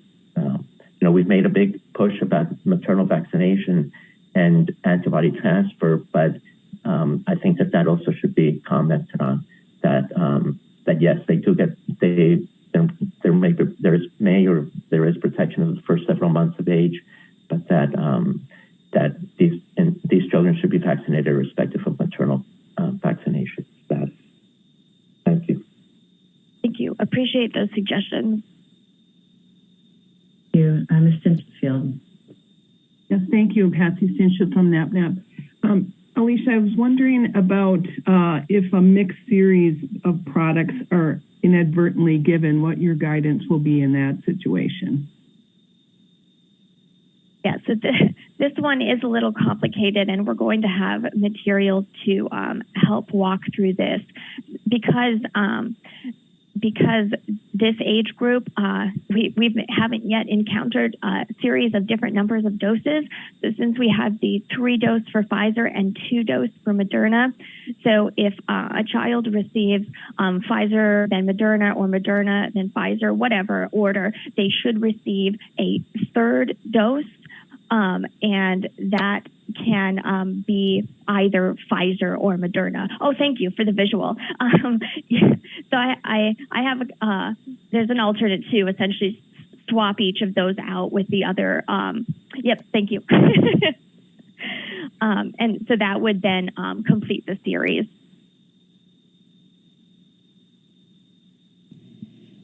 And so maybe a simple way we can say it is in this age group, the way you get 2 doses is if both of those doses are Moderna. If you get Pfizer for any of those doses, it needs to be a 3-dose series, which I think would be consistent with how we do with like PRP OMP vaccines with Hib. If the only way those count as a 2-dose in that is if both are the PRP OMP. So trying to be consistent with general best practices as well. But we'll make sure all of these, Alicia's fantastic scenarios will be posted as a part of the slides, as well as included in all of our clinical education materials.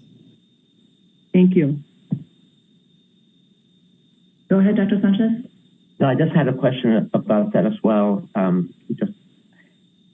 Because it's a little bit confusing. So if any Pfizer dose would require 3 complete doses, even if one was Moderna, but if they got Moderna and Pfizer, and they need and what if if they go to a place that is only giving Pfizer, would then that be sufficient? Okay, so let me just make sure I understood your question. Yeah. If they had Moderna and Pfizer, could they get Pfizer to finish it up? Yes. Yes, they can. And would not require a 3rd dose of Pfizer. Correct, and would not require a 3rd dose of Pfizer. Okay, and this will be in the clinical considerations, right? Yes. Thank you. Ms. McNally. Thank you. I just wanted to comment that I think for parent educational pieces, it might be helpful, if it's not already in the works, to have a piece that summarizes the differences between the Moderna vaccine and the Pfizer vaccine. And also, obviously, in that document would demonstrate that they're both safe and effective. And I also think it would be helpful, given what we're talking about right now with the difference between the dosing, the ages, the fact that there's many different types of vaccines for the different age groups. I think that it would be really helpful if there was a piece for parents, and maybe it's just info on the website, that talks about what they should do if their child experiences a vaccine administration error and tells them where to go. I know that piece exists for providers and it's great, but parents have different questions. Thank you. And we could give that feedback to our communications team. Thank you. Thank you. And thank you to our clinical considerations team. I feel like we send you 100 questions after the fact as well, and we appreciate that you're always willing to consider and update the clinical considerations as we go. Any other questions for this section? And while I'm waiting for any additional hands to be raised, Dr. Oliver, if you could just put up the vote slide. We're not going to vote yet, but I just want to make sure the wording is up there so people can look at that for a moment. And also going to let our liaisons know that I will call on you shortly.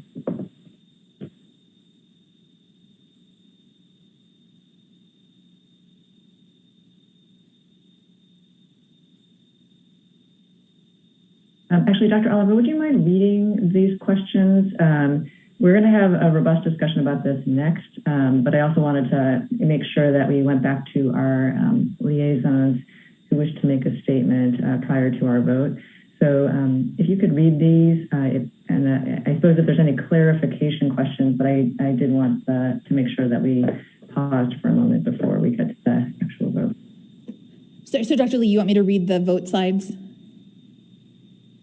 Yes, thank you. Okay, perfect. Sorry. We have, so 2 different votes will be taken. The first one, the proposed language is a 2-dose Moderna COVID-19 vaccine series is recommended for children ages 6 months through 5 years under the EUA issued by FDA.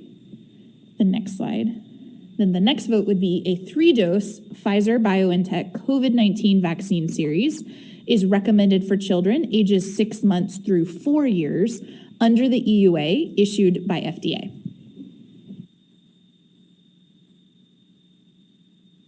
Thank you.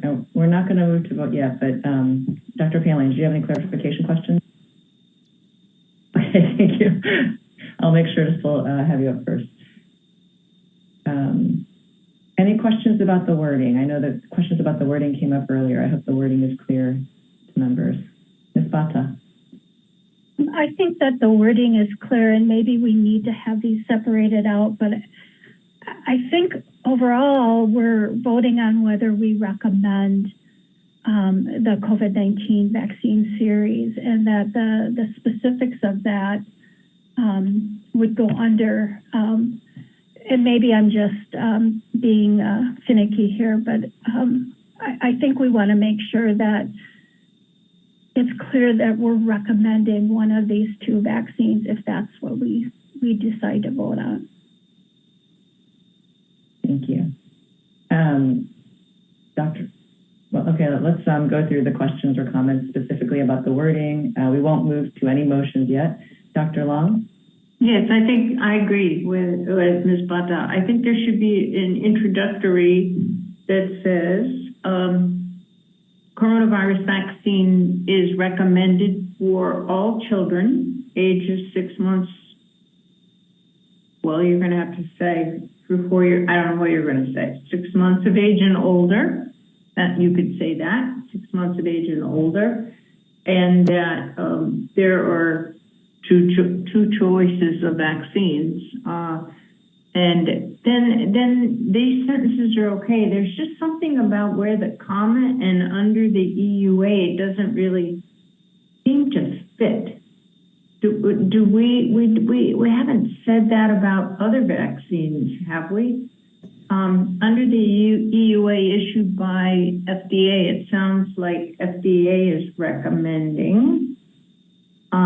It just seems a little awkward there. Okay. Did you all think you had to put under the EUA issued by FDA in there? Yeah, maybe I can comment. So I want to say two things. First of all, the vote language is just specific for the ACIP vote. So we need the specific vote for that vaccine. To date for the COVID program, we've not had two different vaccines. We voted on the same day, but we've had product specific votes for everything. So we wanted to be consistent. We have also had, for all the vaccines that have been recommended under an EUA, we have had that language in every vote that ACIP has voted on as well. So this is, the language is incredibly consistent with how we voted before. But I will also say that the vote language is not necessarily representative of how the communications will go out. There will absolutely be a more comprehensive communication platform that would say, if both receive an ACIP vote for yes, then there will be a more comprehensive communication statements, MMWRs, everything else that will come out that will put all of this in context. We just need the specific votes for the products. So I don't know if Dr. Long or Dr. Wharton want to say anything else, but I just want to be clear that the vote language is just for the recommendation, but there will be much clearer, straightforward, more comprehensive communications to follow. No, that's correct, Dr. Oliver. Thank you. Thank you. And Dr. Brooks? Yeah, I concur with what Dr. Oliver said because, we also talked about mixing and matching. We talked about immunocompromised, 3 doses from Moderna, which is not in the language. I think the implicit understanding is that we're recommending these vaccines. That's the primary utilization, but there is a lot of nuance that will be in the detail. And we never really vote separately on each aspect of the detail. Thank you, Dr. Brooks. Okay, with that, I'm going to suggest we take a pause from this discussion. I'm going to ask Dr. Bonnie Maldonado from the American Academy of Pediatrics. I know she would like to give a statement, so I wanted to give the floor to you, Dr. Maldonado. Thank you, Dr. Lee. I'm speaking on behalf of the American Academy of Pediatrics to issue this short statement. So pediatricians know the power of vaccines to protect infants, children, adolescents, and entire communities against deadly and debilitating infectious diseases. We've successfully immunized millions of children and adolescents to protect them from COVID-19. Families with infants and toddlers need and deserve the same chance to protect their children against this virus. More than 30,000 children younger than 5 have been infected with COVID-19, and more than 500 have died. We have also seen that the impact of COVID on children has resulted in more infections, hospitalizations, and deaths than from any other vaccine-preventable diseases, especially among children and families experiencing health disparities. With a vaccine, we can continue to save children's lives, especially those already at highest risk for COVID impacts. It's important for parents and caregivers to have the opportunity to talk with a trusted healthcare provider who knows their child, such as their child's pediatrician, about COVID-19 vaccine and to have their questions answered. As of June 8th, 23 million children ages 5 to 17 have received 2 doses of COVID vaccine, but another 26 million in this age group have yet to receive any doses. Our work is cut out for us.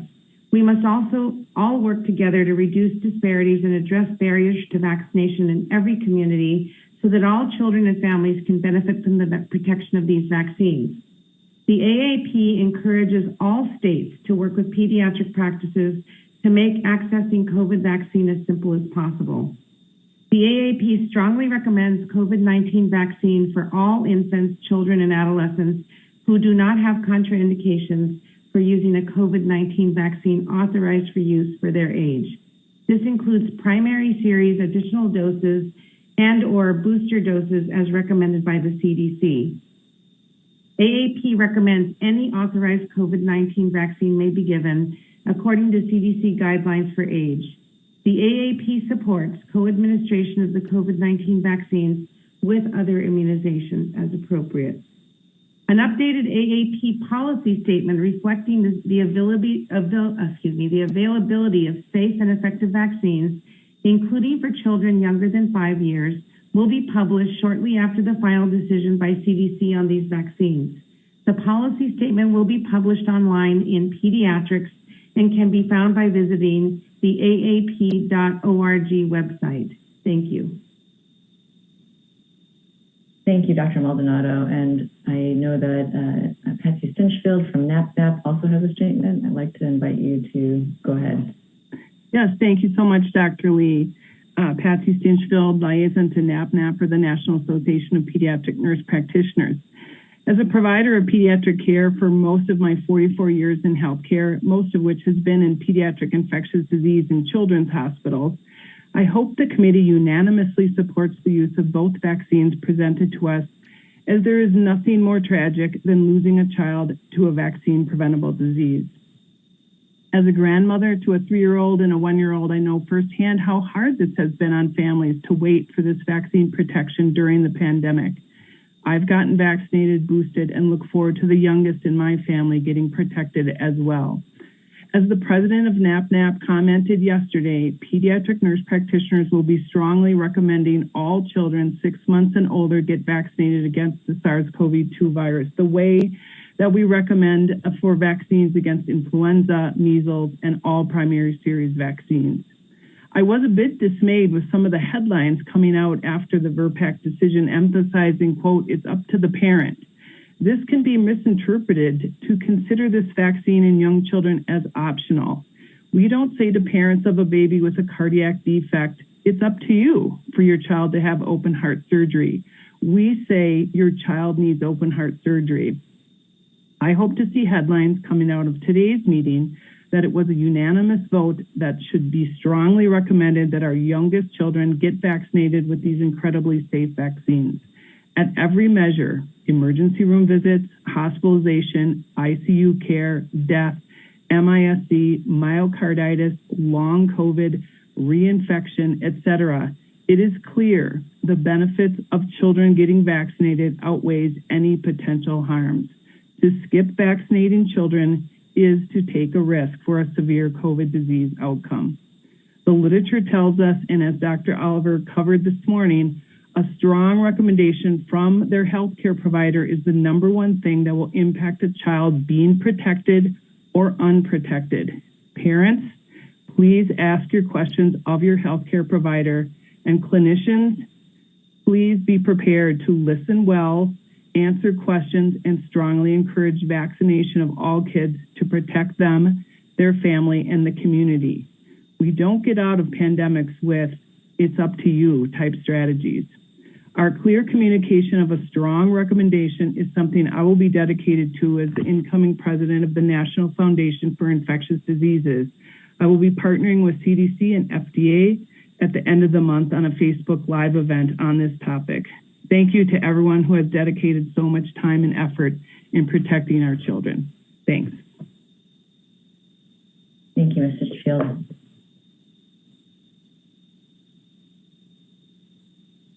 Okay. Are there any additional questions, clarifications, or further discussion points ACIP members would like to make at this time?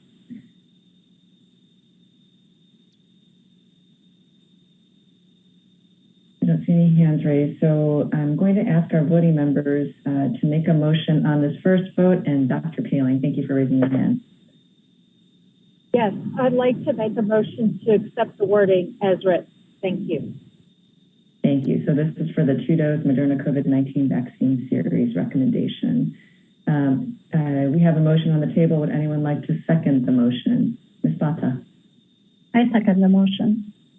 Thank you. It's been moved and seconded that we adopt the recommendation language presented here on the slide on the 2-dose Moderna COVID-19 vaccine series for children ages 6 months to 5 years. Let's move on to vote number 2. And again, ask if anybody has any questions or discussion points they'd like to make before we make a motion.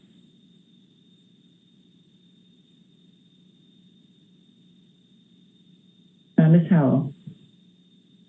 And I don't know if this is too late. I was just going to suggest, I'm wondering if instead of a dash between 6 months, if it could say through, if that would be clear to the public that it's 6 months through 4 years, and same with on the previous recommendation. Thanks. We'll make sure that that is very clearly communicated. I've tried to say it that when we had the in-dash that it was through, but we'll make sure that things are written out in the communication. Thank you, Ms. Howell and Dr. Oliver. So do any of our voting members wish to make a motion? Dr. Bell. Yes, I'm happy to make this motion. Thank you. So we have the motion for the 3-dose Pfizer-BioNTech COVID-19 vaccine series recommendation. And do we have a second? Dr. Sanchez. Yes, I'd like to second it. Thank you, Dr. Sanchez. So it's been moved and seconded that we adopt the recommendation language presented here on this slide for the 3-dose Pfizer-BioNTech COVID-19 vaccine series for children aged 6 months through 4 years of age. Any additional questions or issues that need discussion? We've had a very robust discussion to date, so I'm going to actually, and I don't see any additional hands raised, I'm going to assume the committee has no objections to proceeding with the vote. If ACIP members could please turn on your video.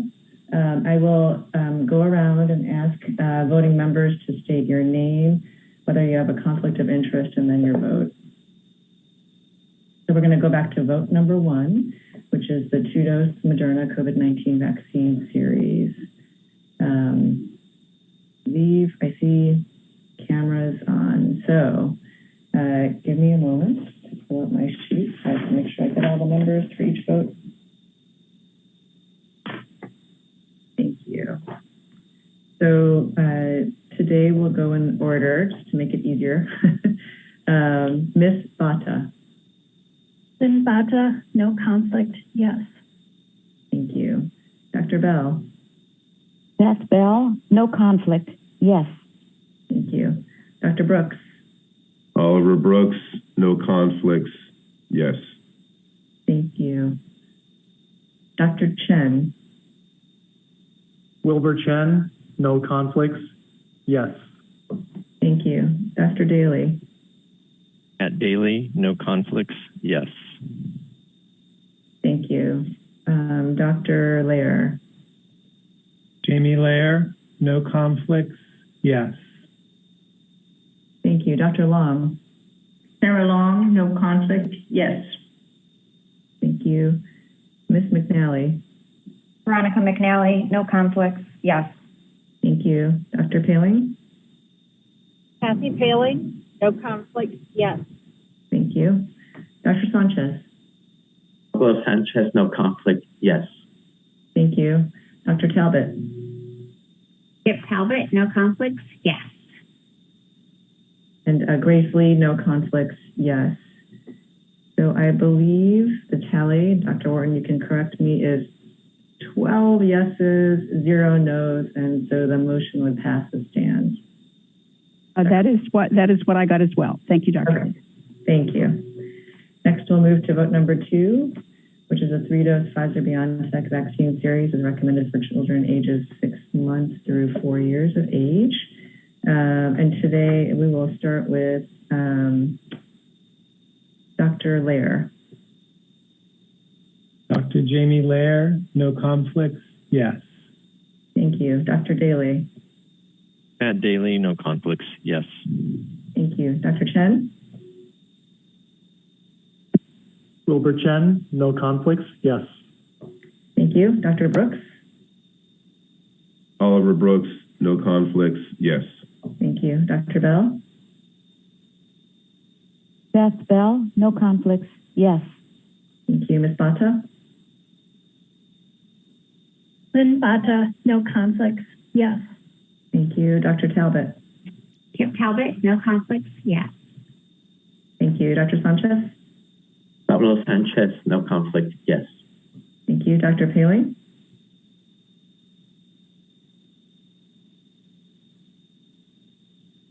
Kathy Paling, no conflict, yes. Thank you. Ms. McNally? Veronica McNally, no conflicts, yes. Thank you. Dr. Long? Sarah Long, no conflict, yes. Thank you. And Grace Lee, no conflicts, yes.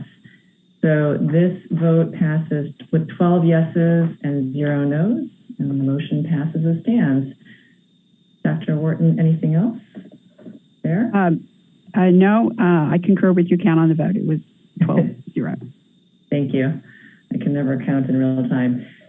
So I wanted to take a moment to just invite our members, if anyone would like to make a statement, to please feel free to raise your hand and do so.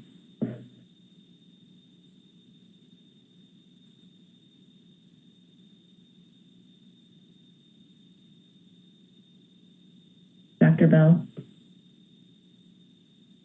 Yes, thank you. I just wanted to reiterate some of the points that some of my colleagues have made during this discussion today, and say that, this is, as oftentimes is the case, about balancing benefits and harms.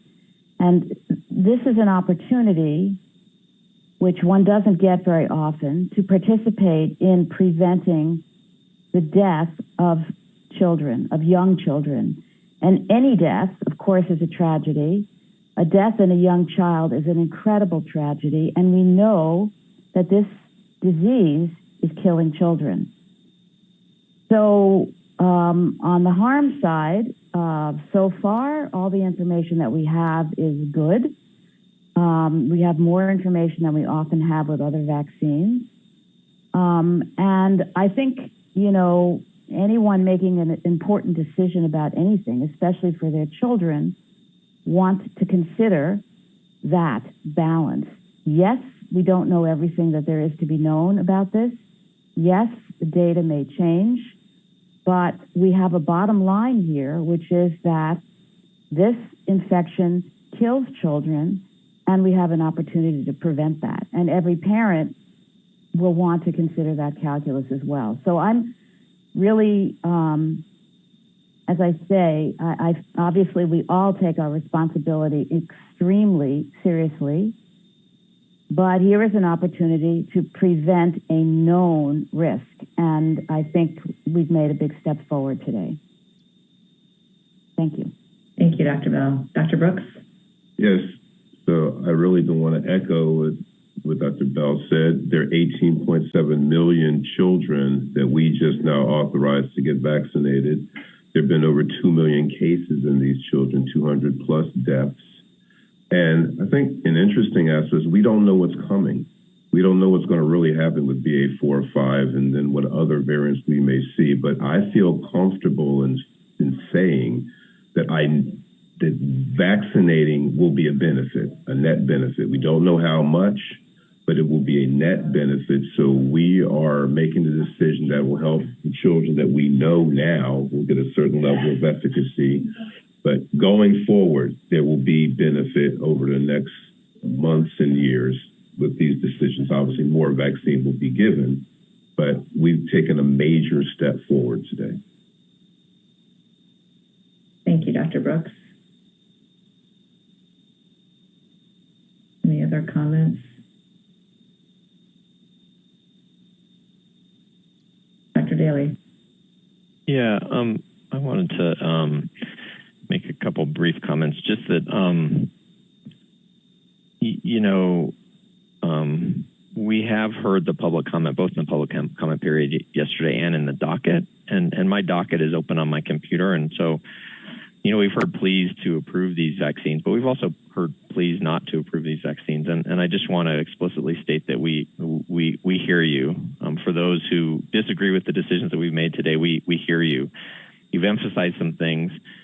You've emphasized that you don't think these vaccines are effective. We've shown data to show that they are. You've emphasized that you have concerns that they're not safe. And we have, I think, a good safety database to indicate that they have a high degree of safety. And I just want to state explicitly that we've heard those comments and we've taken those into consideration, and we've still made the votes that we have. And we've made the votes that we have for the reasons articulated by Dr. Brooks and by Dr. Bell, that we feel like we have an opportunity to prevent severe disease and death in this age group. But I would reiterate that the work continues, and we need to continue to communicate this as best as we can to the public. We need to continue to monitor vaccine efficacy and safety. And so, you know, I'm excited about this vote because of the opportunity to prevent these deaths, but I also acknowledge that our work continues. Thank you. Thank you, Dr. Daly. Any other members like to make a statement?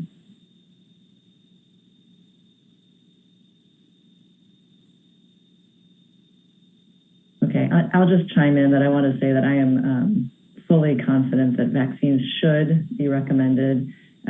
We can clearly prevent hospitalizations and deaths, and I believe we have the potential to prevent long-term complications of infection that we don't yet understand well. I'm actually really concerned that the long-term implications of infection over time, that's going to probably be the next big public health burden that we face. And I am particularly concerned about our children. So my hope is that this will allow us to take one step forward in the right direction, and that we'll continue to make progress over time. So I thank all my committee members.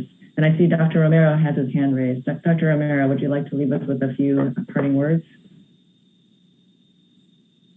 Yes, I would. Thank you very much. I'm not sure if you can see me. I had not wanted to upstage your final comment, but I just simply wanted to thank the members, the voting members of the ACIP, the liaisons, the ex officios, all the members of the CDC that have put time into making this decision. I, as someone who has sat where you sit today, understand how much of an effort goes into this, and more so, how much of an effort has gone forward since I have left. So again, thank you very much from the NCIRD, and again, a much deserved rest this weekend. And to the fathers in the group, happy Father's Day. You are doing an incredible job of protecting our children. Thank you again, and have a restful weekend. Thank you, Dr. Romero. And with that, I want to again thank everyone for your commitment to ACIP and to our process. Dr. Wharton, is there anything else you'd like to add before I adjourn the meeting? No, I think Dr. Romero spoke very well on behalf of CDC, so I will leave it with that. Thank you. Are there any objections to adjourning today's meeting? Hearing none, today's ACIP meeting is now adjourned, and I hope everyone enjoys the rest of your Saturday, and happy Father's Day to everybody tomorrow. Thank you, everyone, for your time today. Good job, Dr. Lee.